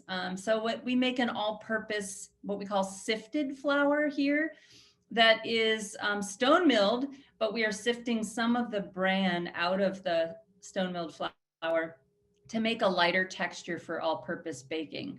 And that can be applicable to and interchangeable in most recipes, but that bran or the middlings that we're pulling out ends up being a byproduct.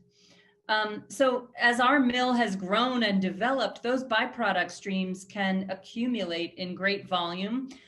For a operation like ours, it behooves us to move those things right on and out the door to folks that can use them. So, obviously we've developed a feed grade market. So some of those things are sold as a feed grade stream to people raising backyard chickens or pigs or sheep or cows. The Amish have discovered our facility and get a ride into town in order to pick up some of those byproducts for feeding on-farm animals in the area.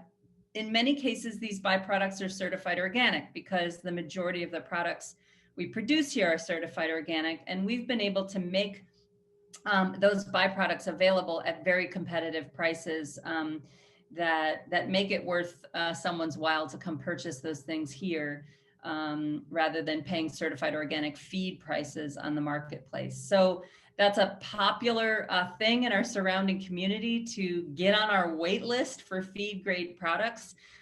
We now have a wait list for these. They are very, very popular.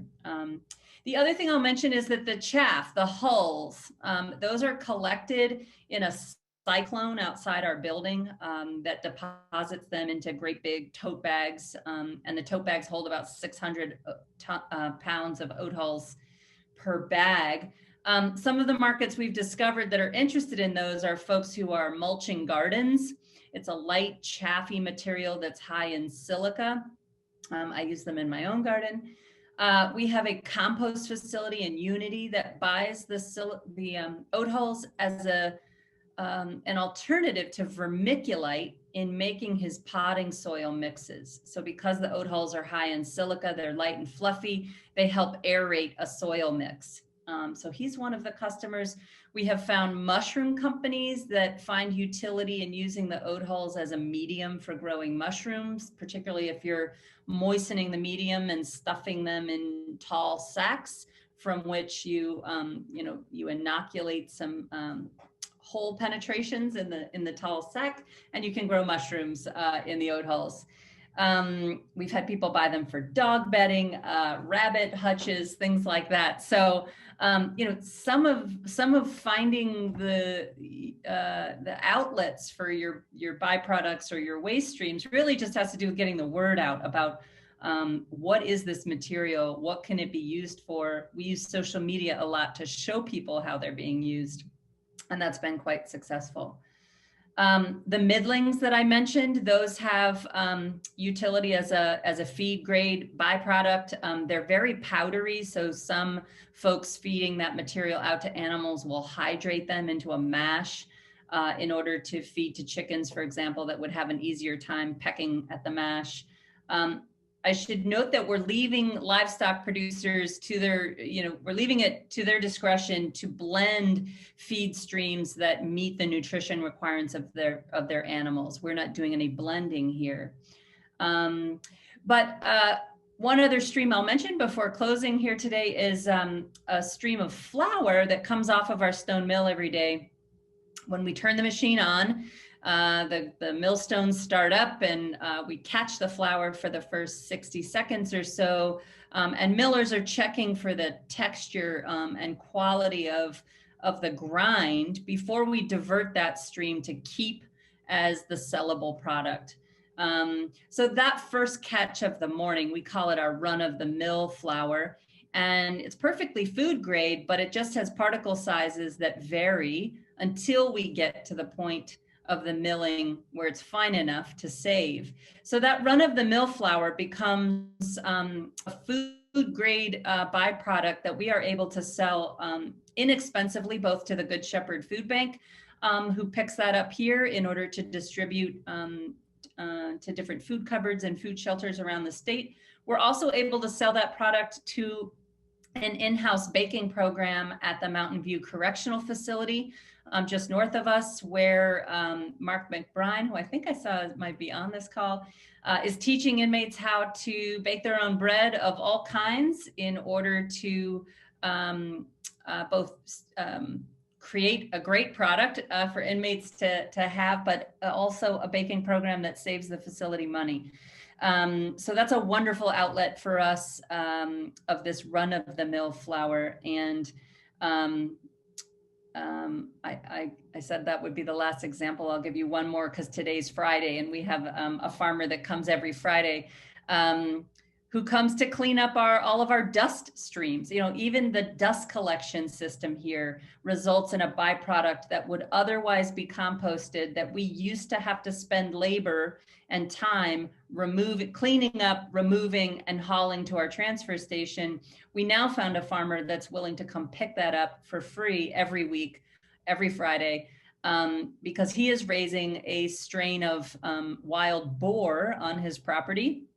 And he sells live animals to hunting camps that want to hunt wild boars. So he can take the food dust, you know, the flour dust from our dust collection system, and turn it loose on his fields, on his farm, where pigs can root around in it and make good use of it. So having outlets for all of these waste streams or byproduct streams is really a critical part of running our operation to keep these materials flowing out and out of our way. And it helps us keep a clean, tidy facility where we have a limited footprint to operate on. So I've appreciated sharing some of these examples with Suzanne and her team, and I'll be sticking around for the breakout session if folks want to engage more.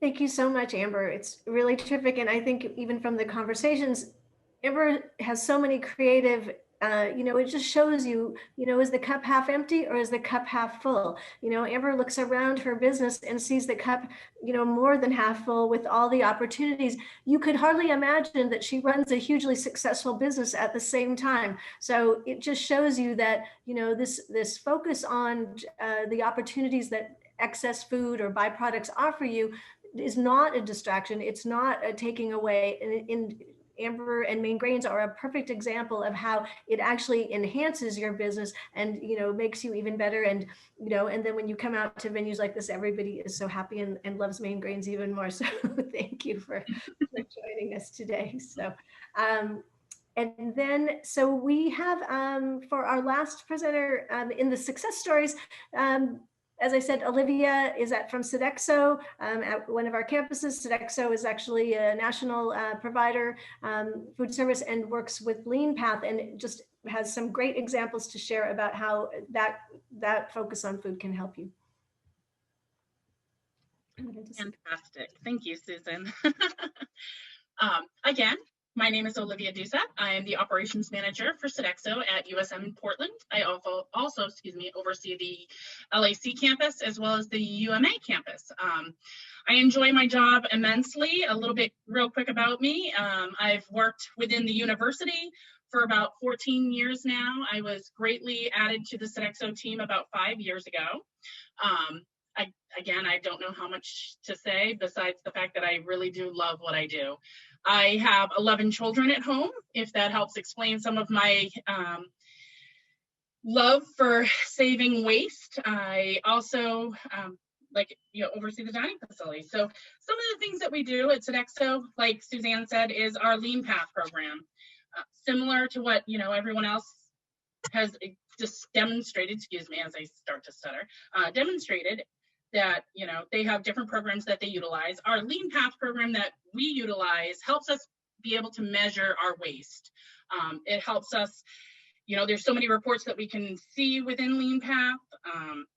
You can see, the timing of day that you're getting rid of your waste, what the waste is that you're wasting.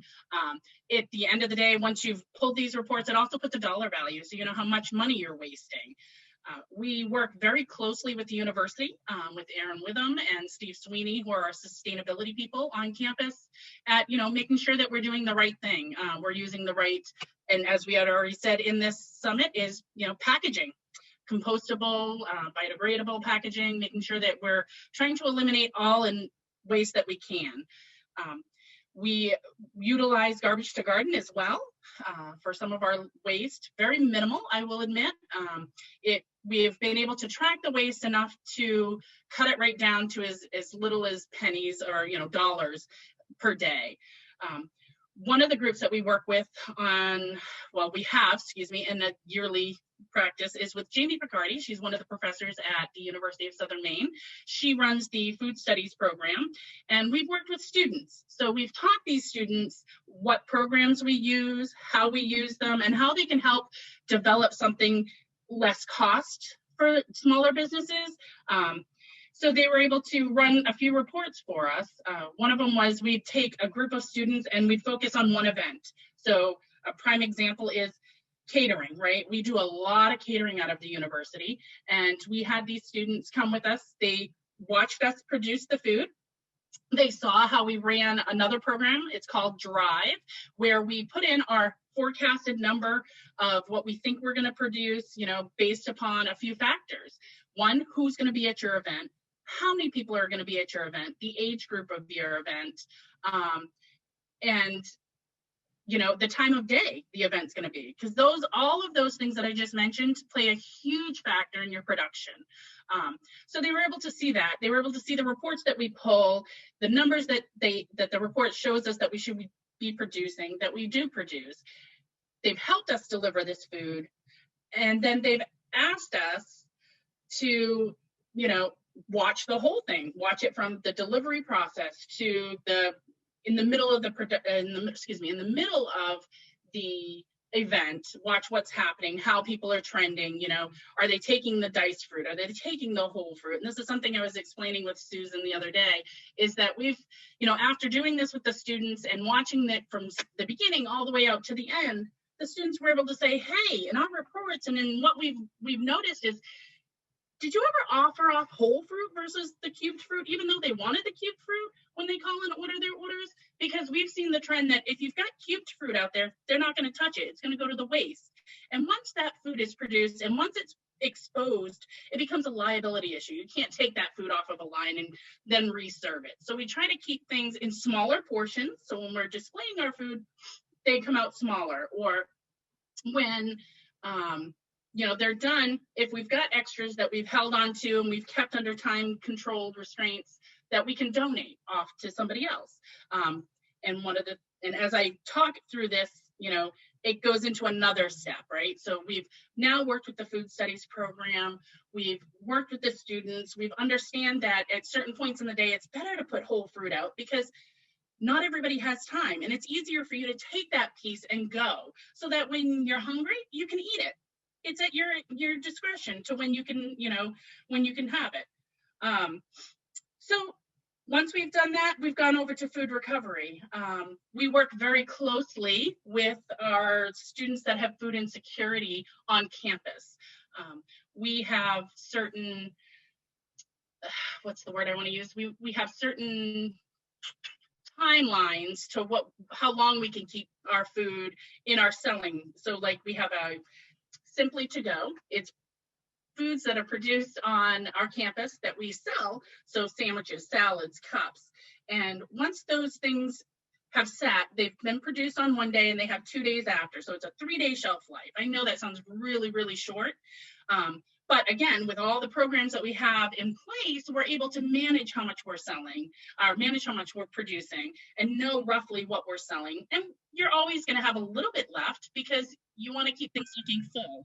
So we've worked with this school, we've worked with this other team, with the food studies program, and we take it and we add it into our food insecurity cooler. So for food insecurity, as everybody knows, and I sit here and I was listening to the Good Shepherd Food Bank, which is, you know, somebody that we've worked with before, and I listened to Amber, who we have a commitment with at Maine Grains, and you are all amazing partners. And it all goes into, you know, everyone working together and everyone trying something new.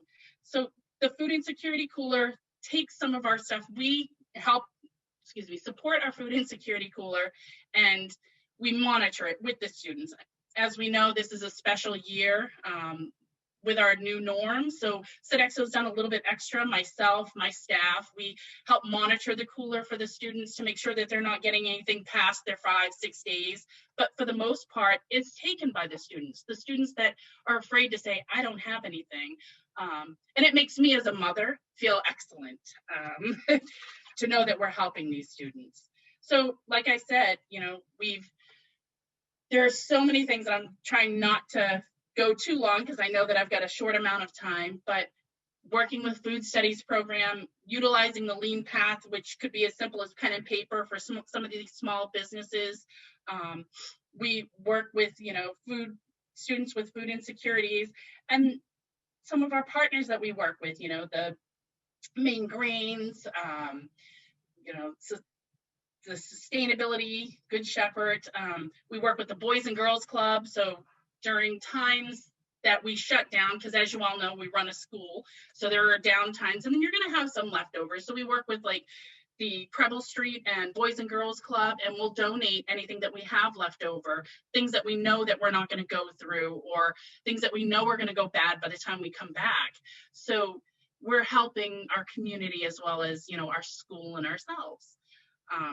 I think that's just about everything I have, Suzanne. I might have talked a little too fast, but I know that we're on a very strict time restraint, but I will be part of one of the breakout sessions. And if anybody has any questions or, you know, wants any guidance, please share my email, Suzanne. I would love to help any of you. Thank you so much. It's really terrific and great. I'll let you, Travis. Yeah, sure.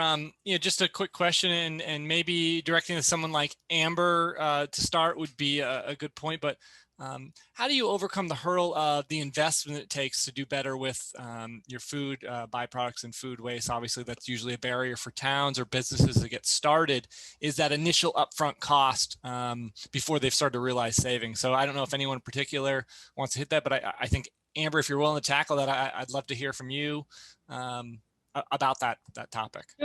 Sure.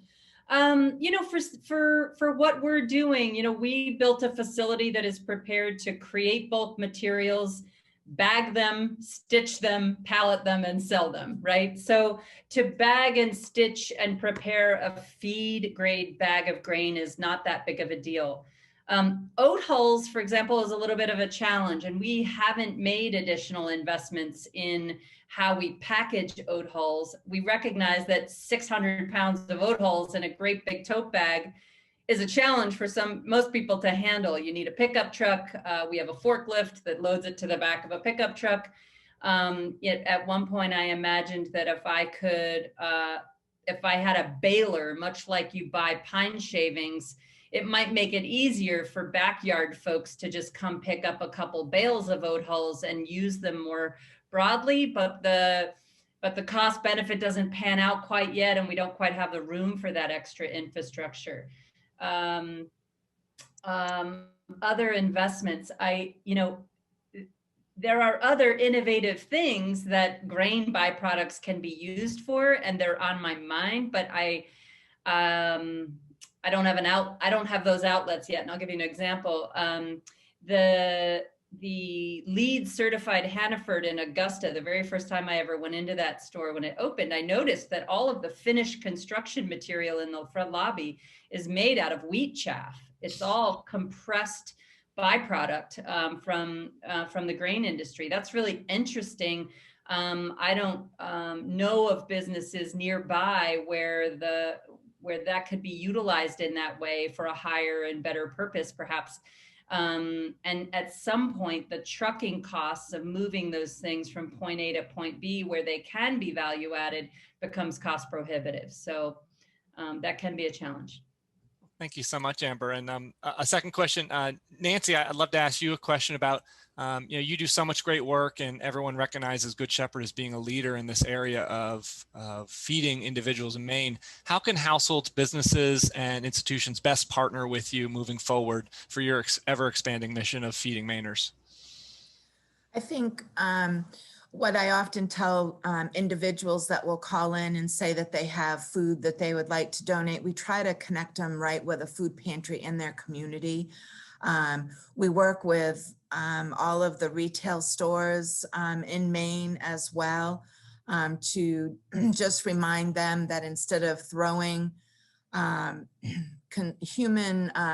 consumable by human food out, that they can give us a call, and quite often we will link them. If it's not a large donation, we'll link them with a pantry in their area. And we have many pantries that are on the larger side that can handle quite a bit. So we continue to try to find food donations out there. As you know, we don't have Green Giant or Dole or any of like they do out west. We don't have those types of manufacturers here. So being able to work with folks like Amber at Maine Grains and get some of that stone ground flour to go out, just trying to work with folks in those ways seems to be working well, and we'll just continue to find ways that we can work with people. But anyone can call at any time, and we'll see what we can do to help move some food that definitely could go to those that need it. Great. Thank you both so much. Brian, Olivia, Nancy, and Amber, I wish we could all ask you questions all day because you have so much great insights. But thank you so much for sharing. And we'll transition into the last phase of this first 2 hours of our session. Terrific. Thanks, Travis, and thank you to the presenters. And actually, we did try to make it so that in the breakout groups, I think everybody will be joining us there, so you can see who's in what group. And if you have more questions, have an opportunity in a smaller setting to talk to them. But we do want to move through because we are now to the portion of the meeting in which you've heard some Maine success stories, and I'm quickly going to introduce this. This is the Mitchell Center intern portion, and we have developed specific solutions. And because we internally talk about them as 6 solutions, and the students and I talk about them as solution 1 or 3, I want to give you the little cheat sheet here that shows you, solution 1 is a track and measure, kind of like a lean path. It's a data program. Solution 2 is a system approach to doing food rescue. Solution 3 is our education, our consumer education that we're doing today. 4 is looking at processing and trying to figure out like the kinds of things that Amber is doing. How can processing help eliminate food waste? Solution 5 is a donation toolkit, and 6 is landfill, removing food waste from the landfill. So that's the little cheat sheet of the solutions the students will be talking about. And again, think of these pilots that they will be introducing to you as your way of getting involved with this effort. So, we don't have full programs like the presenters before did, but this is the work the students have been doing to sort of try to engage more stakeholders in this effort. So I will, with that introduction, turn it over to the first of our students, and they will introduce themselves. Great, thank you. Let me just share my screen.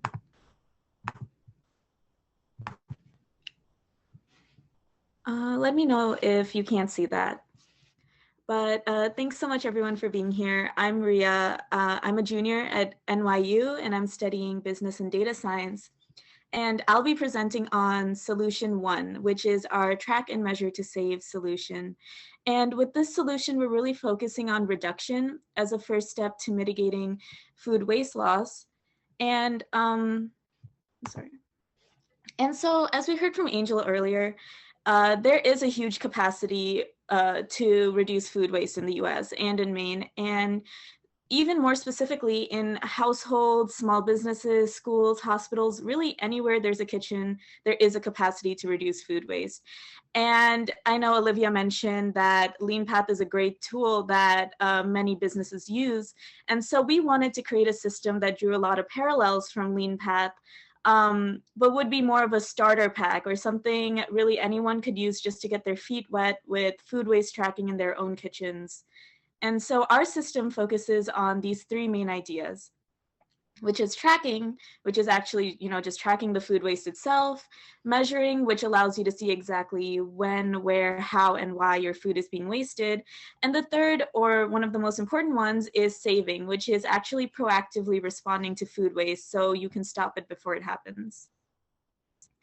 And so when we started this project out, we didn't want to just look at it from a business or data science background. We actually wanted to talk to Maine stakeholders and understand exactly what it is that we could incorporate into this tracker to make it something every business in Maine could use. And so we finally have a product that is easy to use, it's extremely fast, there's no upfront cost or investment cost involved in this, and it's really personalized to specifically your kitchen. So it gives you insights that are specific to you, so you understand exactly what you can do to stop food waste. And a great example of this is we were speaking with Northern Light Health in Brewer, and when we were speaking to them, we came to this conclusion that there were specific foods that they wanted to track that we didn't actually have in our tracker, and we were able to add them, so they were able to more closely look at exactly how or why their food is being wasted. And so just to give you a quick overview, this is what the food waste tracker itself looks like. It's really built to be as user-friendly as possible. And so it has drop-down menus. It takes less than 1 minute to put in an entry because we completely understand that in a kitchen, it can get very busy and there might not be time to enter it. You can access it through your phone, computer, whatever. And it's very fast. And it takes less than 10 minutes to actually learn how to use it. And once you enter your data, the minute you enter your data, you will get these insights, which tell you exactly how much food you lost, what the value of the food you lost is, and what that means to you in terms of your goal as a business or a household. And we didn't just want to give you insights that showed you what your kitchen was doing in terms of food waste. We wanted to give you insights that you could use to understand how to stop food waste before it happens. And so a great example of this is this graph that you would receive that would show you what is the main reason your food is being lost. And we really want to show you how to reduce your kitchen's food waste pain points with it. This is because we think that no matter how big or small your kitchen is, whether it's a single person household or whether it's a large hospital or school, we think that if there's a kitchen, there is a huge capacity to reduce food waste. And when there's a huge capacity to reduce food waste, there is of course a capacity to reduce profit loss because of it. And so I'll just leave it there for now. But if you have any questions, if you want to take a closer look at the tracker, and of course, we also want to hear your feedback as Maine stakeholders. If you have any ideas for how we can improve the tracker, I invite you to join Olivia and I's breakout session later today. But for now, I'll pass it back over to Suzanne to talk about recovery. Thank you, Ria. That was great. Okay, so if we can go back to my slides. So I'm just going to quickly, I know that I'm not an intern, but since our interns are really busy and some of them had 2, I'm just going to go, and I didn't want to do that to them today. So I'm just going to, where they were doubled up, I took these on. So our solution 2 and 4 basically end up doing the same thing. It's trying to connect Maine food available with food needed. We heard that from our stakeholders when we were setting out that this was a big problem, and we saw it even more in the pandemic. And some of the pictures that I'm showing you are, visual representations. Time times when, dairy is in excess and people, on the other hand, are waiting in lines at food banks for distribution, and this should not happen. So how do you connect the food available with the food needed? And we actually, in the next slide, have a couple of examples of tools that we are developing. So one opportunity to better connect those two is by using some kind of software tool. And we did, I think when we, in 2020, when we presented this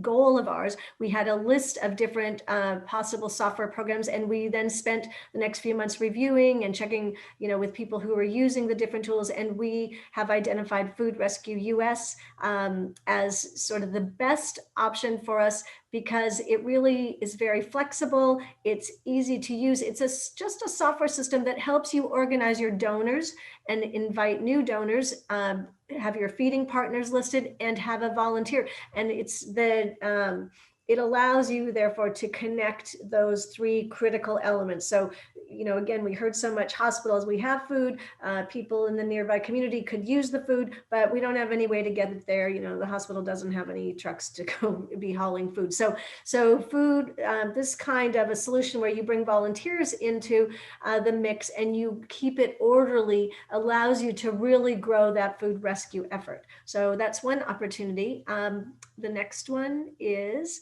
a food donation toolkit. So Food Rescue, that program that you just saw, Dominique, who will be talking later, she really, investigated and did a lot of work on that one.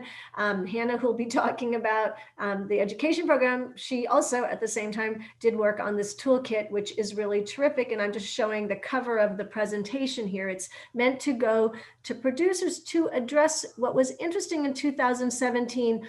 The National Resource Defense Council and Rockefeller Foundation did some research to figure out what is the untapped food donation potential. So above and beyond what Feeding America and the food banks and all these organizations are already doing, what is the untapped potential of food in the system? Grocery stores, restaurants that have additional food that could be donated, and through their studies, they found that it could decrease the meal gap by 50% if we could capture that. So this toolkit is meant to address that. It's meant to be presented to somebody like a grocery store, a smaller store, and talk to them about the tax credits they could receive, how they could reduce their waste hauling costs if they were donating, how they could be a more vital member of the community, and just all the benefits and the liability issues we also address. So the toolkit is meant to show the financial benefits of food donation and address any concerns about liability that they would have. So these two tools are available, and I would also invite you to come to the breakout session. And we're very lucky to have Melissa Susan from Food Rescue US today, who can talk more about that system if you are interested in increasing your food recovery efforts. So I will now move on to solution 3 that's going to be presented by more students. Overall, this effort is to change consumers' beliefs and behavior around wasted food. We identified that as an opportunity. And as Angel said, ReFed analysis says this is the #1 solution for food waste in terms of financial benefits. So for every dollar invested, I think there's a return of $7 on the investment. So it's a good use. And we know that a quarter of the food supply that's wasted is at the consumer level, or a quarter of our food supply is wasted by the consumer. And we also know that schools are a major source of wasted food nationally, like 530,000 tons per year, according to World Wildlife Federation. And that equates, they think, to maybe $1.7 billion worth of food wasted. So this change in consumers' beliefs is really important. And that's why we have 3 students here today to tell you about some tools to address that. I hope you guys can see this. Just let me know if you can't.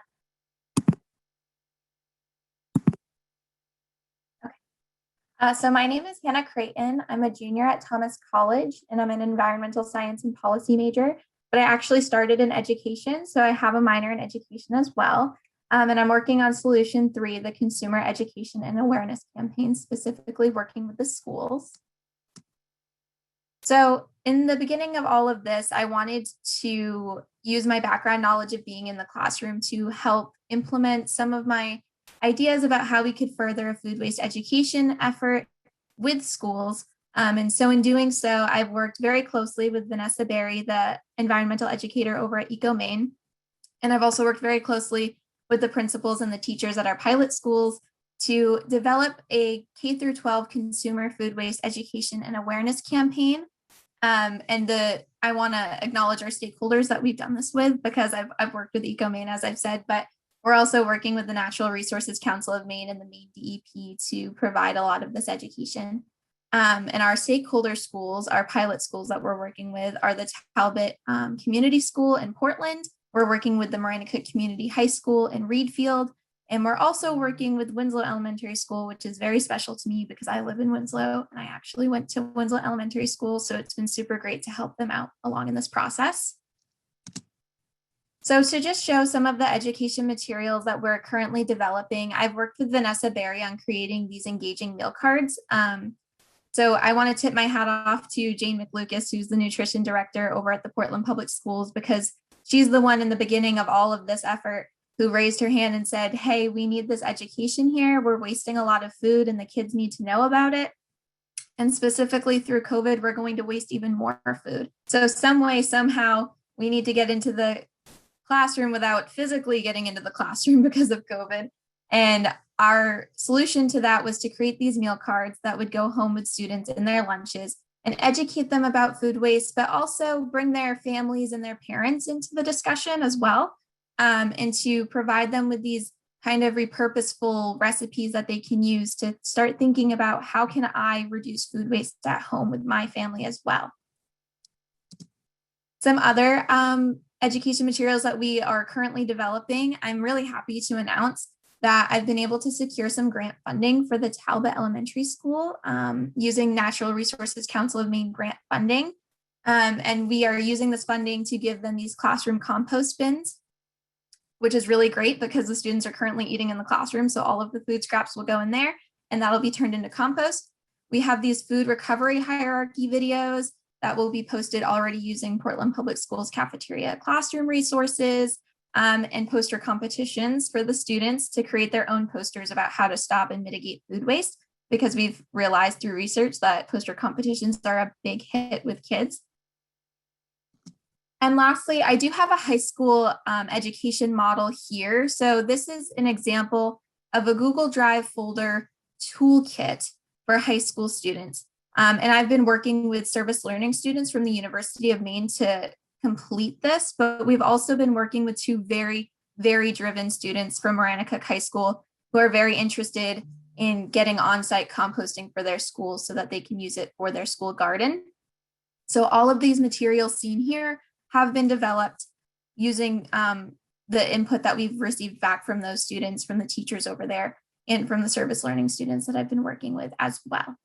So from this program, it's very diverse. It can be used K through 12. I can see this being used for Boys and Girl Scouts, for Boys and Girls Clubs, for after school programs, because students have the opportunity to be food rescue heroes.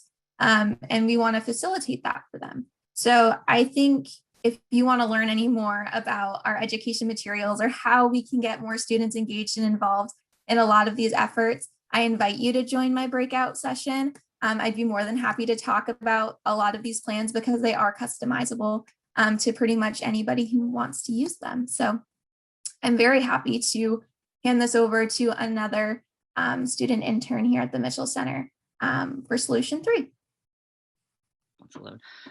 So my name is Asher. I am a student at the University of Southern Maine studying communications and media studies. I'm in my 4th year. And I am also working on the Solution 3 Education Action campaign.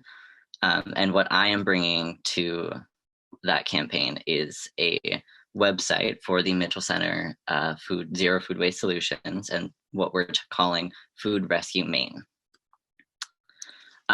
So when I started working with the Mitchell Center, I noticed that there was no online presence. It seemed like a lot of it was word of mouth, who knew who.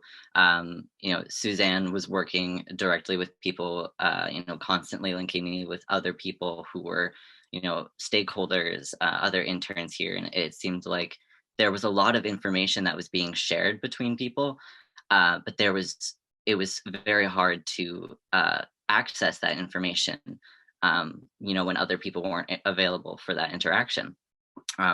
So I wanted to create something for them that would act as a home for all the information about the Mitchell Center Zero Food Waste Solutions. So what originally started as social media turned into a website because there was so much information that needed to be shared. We wanted it to be a source of information. We wanted to be a source of education on food waste, how food waste is created, how it can be combated. We wanted a broad amount of information about that too. We wanted it to be, here's how you can get involved with our solutions in our schools, like Hannah was talking about, how you can get involved with your school. If you're noticing that your school has a lot of food waste and you want to use it for your community garden, you would be able to go to our website and, find information about how you can do that. But we also wanted to have aspects of it that were engaging with the community in other ways. Like we wanted to be able to engage with somebody in their own household who wanted to compost, or somebody in their household who maybe wanted to learn recipes about how to use food that might be going bad soon, so that it doesn't become waste. So there was just so much information that we wanted to put here that social media wasn't going to be able to sustain all of that. So that's where we ended up with this website. And, it's really useful because it's extremely accessible, as long as you have access to the internet, which does not necessarily have to be your own. It can be accessible from a public computer as well. As long as you have access to the internet, you have access to the information. It's very user-friendly. It's well organized that if what you are looking for, you will be able to find it. And like I said, it allows for this diversity of content. But the accessibility was really important because when we're talking about food waste in Maine, we're not thinking about just, for me personally, the greater Portland area is my community, but I want to see this in all of Maine. And I want to make sure that people up north are also able to access this information, even though we can't have those face-to-face connections. So that's where we created this website. And so the goal of the website is to be that source of information for the community and for institutions, businesses, for anybody to find the information that they need about food waste and about what we're doing with our solutions. And so at the bottom here, here's the current navigation, which all of the site is in work still, but the current navigation, which has our home, which tells you about who we are, why we started this, why Save Food includes education information on why it's important to end food waste. It talks about the food hierarchy, circular food systems. The next one, the big 6, is our 6 solutions, so we can keep everybody up to date with what the solutions are doing. If more schools are getting involved with our toolkits and stuff, that information can be there. And that will link directly to Get Involved, which will be, if you are a part of an institution, you can find directly what you can do as an institution. If you are just a person in a household, you can find what you can do as a person in a household. The food recycling is a really important one that's going up soon. And that is for our food recycling sites in Portland and Winslow. That is going to be a QR code that directly links people back to information about food recycling, so they can get more information when they go there and drop off their food. Why is it important? Where is it going? Stuff like that. And then our blog, which is where we're going to talk about the recipes that I mentioned, or tips, DIY things, anything that kind of goes outside of all the other normal pages. And that's kind of our community outreach page. And I will also be available. I will be in the Solution 3 breakout room if anybody has any questions about what the website is going to include. And I would also love to hear if anybody has anything that they think that they would benefit from, or that would be important to have. So thank you, everybody. Thank you, Asher. That's great. You know, I know that we are over time now, but I do want, you know, to give the students, we'll probably just have to cut the breakouts a little bit shorter, but we just have in this section, two more student presentations. So if you can hang in there with us, they're very worthwhile. So, and then we'll move to breakouts, but we'll just cut the time on that side. So Simon and Zach.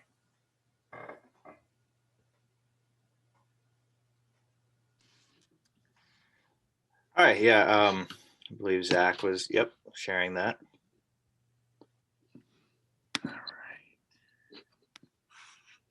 All right. Hi, everybody. I hope everybody can see this. Let me get it into slideshow here. All right. So like Suzanne said, I'm Zach. I'm a senior at Thomas College, majoring in small business entrepreneurship and also majoring in psychology. We decided to throw some fun facts in there. I consider myself to be an avid golfer. Hi, I'm Simon Murphy, UMaine Farmington senior, class of 2021, majoring in environmental policy and planning. Fun fact, I'm an avid disc golfer, so me and Zach are a bit star-crossed, but I think we work well together. All right, so to begin here, like we've said, Solution 4 is all about building a food processing infrastructure in the state of Maine and the different ways to do that. The way that would essentially look is what Angel touched on a little bit earlier, which would be taking farm food loss or surplus crop and upcycling that food into products that can be used to feed Maine people and or combat food hunger. Coming into this, I didn't really know much about food waste at all, other than what my family had taught me was, eat all your food and don't throw anything away. And, I think that concept is really true for a lot of Mainers. And I think it really hits the core of Solution 4. We're trying to get all the food that the farms grow and turn them into food that can be eaten and consumed by Mainers. It turns out it's really hard to do that, as we've figured out. And the question became, what kind of processing infrastructure was going to work best? We certainly don't have all the answers. We're still working to get them. But when I first came in, Suzanne and I really had to sit down, and we went back and forth as to what would be the best way to go about things. We started to think about taking farm food loss and turning it into value-added products. And we thought, well, is there even surplus? What kind of surplus is there? So we thought, well, maybe we ought to talk to farmers. And then we thought, well, maybe some people have done processing ventures before. Maybe we ought to talk to them and get their insights. And, and then we said, okay, well, what if we even get products, what are we going to turn them into? And so, well, maybe we ought to think about recipes. And even if we can figure all that out, how are we going to fund it? And so then we had to start thinking about that as well. So we really tried to hit all those 4 points. That's what we've been trying to work on. And like I said earlier, I can't stress enough, we're not claiming to have all the answers here. As you can see on the screen there, our vision is to end food waste. Our objectives are to build a processing infrastructure. And right now our strategy is just to gain as much knowledge as we can on the subject so we can make the best possible conclusion and start to go forward with things. We created a small questionnaire, and Simon's going to detail the rest here in a minute, but we created a small questionnaire with the help of Nancy Perry, who you saw earlier, for some farmers. And you can see some of the select farmers that we had from that list there. And what we really found from them, there were 2 or 3 things that we could really definitively say, and that's, surplus is seemingly available. More processing is definitely wanted and needed. And then, the 3 images that you see there, potatoes, dairy, and apples seem to be quite, plentiful, I guess, in terms of surplus crops. So, those were things that we really were able to gain some knowledge in this as we pursue, a processing venture and trying to develop some sort of processing infrastructure. And perhaps the biggest thing that I got out of that entire experience and breaking down the data that we did get from the farmers was a quote from Penny Jordan, whose family farm is dates back to the 1600s, and she was an absolute hoot and just brilliant and had so much information to share. And she said, you know, I'm a farmer, and my job is to make sure that my food goes to feed people. And out of all the information, that stuck with me because it really, I think, sums up what we're trying to do in Solution 4. And that's, you know, we're trying to get our food in Maine to feed Maine people. Take it away, Simon. All right, so as a step to gain insights on working with farmers revolving around food surplus, we conducted a lunch and learn session, a focus group with people who have worked with farmers on food processing projects in the past. Included in this meeting was the Cumberland County Food Security Council, Maine Food Strategy, the USDA Emergency Food Assistance Program, the Maine Department of Agriculture, just to name a few. Amber Lamke originally was supposed to be part of this, but we met with her separately, and we gained many insights from her that she detailed earlier today. So a major takeaway is that what we learned is obtaining food surplus can be very hard.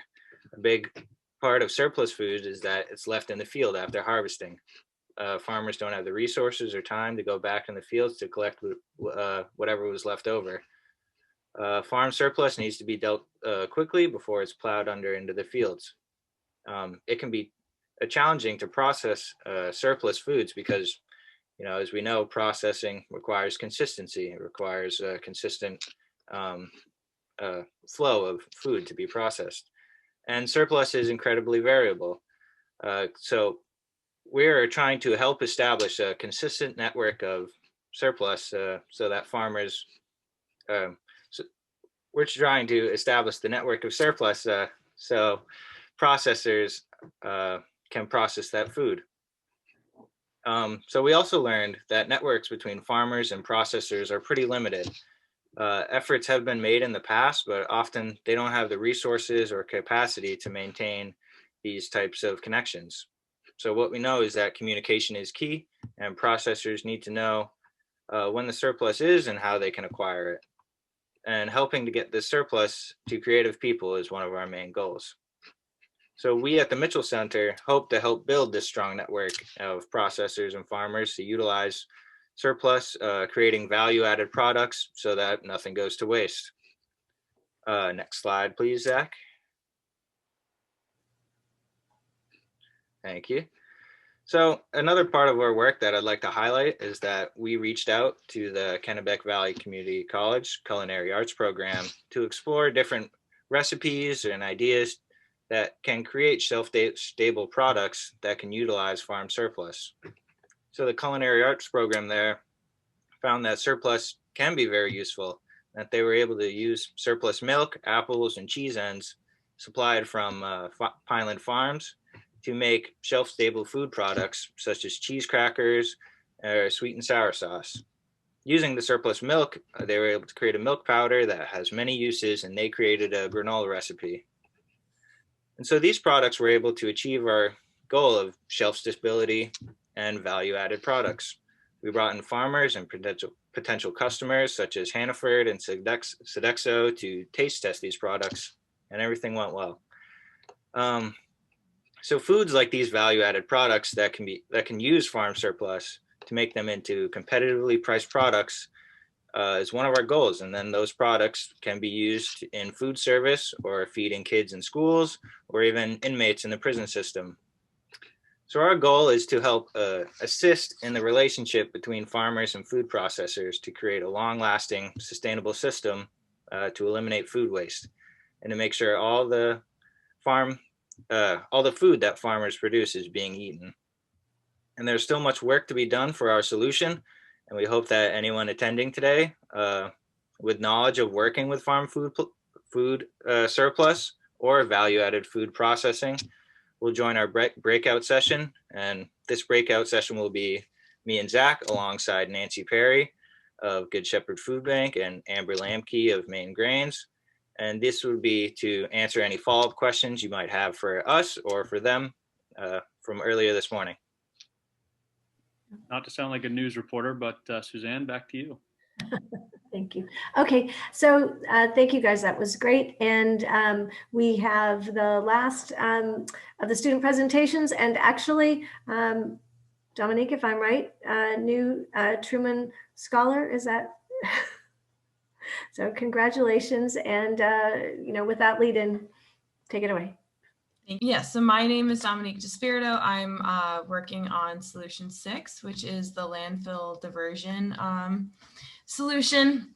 I'm a political science major at the University of Maine. I'm a junior, and I'm particularly interested in stakeholder engagement and community resilience.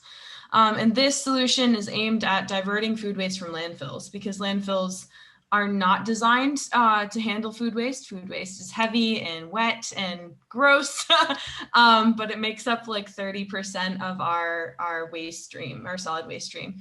So we are looking at ways to divert this food waste from landfills. And the solution for Maine is really the community sites. There are a lot of different ways to divert food waste from landfills, like backyard composting and curbside recycling. But because Maine has a lot of different areas with different constraints, we found that the community sites was really the most effective way to divert food waste from landfills. Ooh. Can you see my screen? Yes. Okay, thank you. Sorry, for some reason my computer was yelling at me. So this process, from diverting food waste from landfills, municipalities can save up to 30% of their hauling costs. So, and that was mentioned by Brian Bellevue from Skowhegan earlier. It can be a really big economic boon for municipalities to take on these community sites. And what we start off with in our pilot programs and what we offer is this tailored questionnaire and profile, where we'll sit down with communities and give them an estimate of how much they can save with how much participation and how much diversion. And so that is really helpful to setting the stage and really demonstrating how impactful this can be. And then the rest of the process is really just a lot of meetings where we're working with the towns to develop a communication strategy so that their residents know where to go and are informed in what can and can't go in, and finding a place and a location that suits them. And really designing materials for them. So this is an example of our food recycling sign that we designed for Winslow. This sign is actually a template that allows Winslow to put in information in areas like here and over here. This QR code links to a website that gives more information. So working and partnering with the towns while also giving them a little bit of autonomy over what goes on the sign, but being very clear about what can and can't go in to help prevent lack of information about what should go in and contamination issues. We also created bin stickers and drop-off site signs and a postcard, which will be going out for our Earth Day launch, which we're really excited about. So this postcard is also customizable. We leave a space in the back for cities to write messages that they would want. So, but we're really providing the baseline for them. And then we're also working with service learning students here at the University of Maine in Eco 381, and they're drafting up some communication materials as well, such as this pamphlet for the Earth Day launch, which we're really excited about.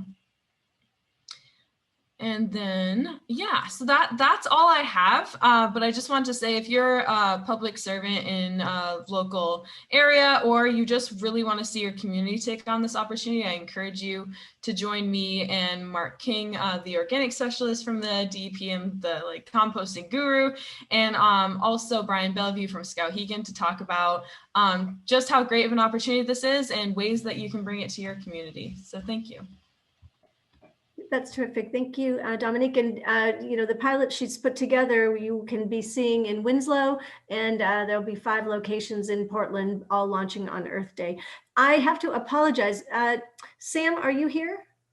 Yeah, so taking it back to Solution 3, my name is Sam. I'm a third-year student at the University of Southern Maine studying communications and media studies.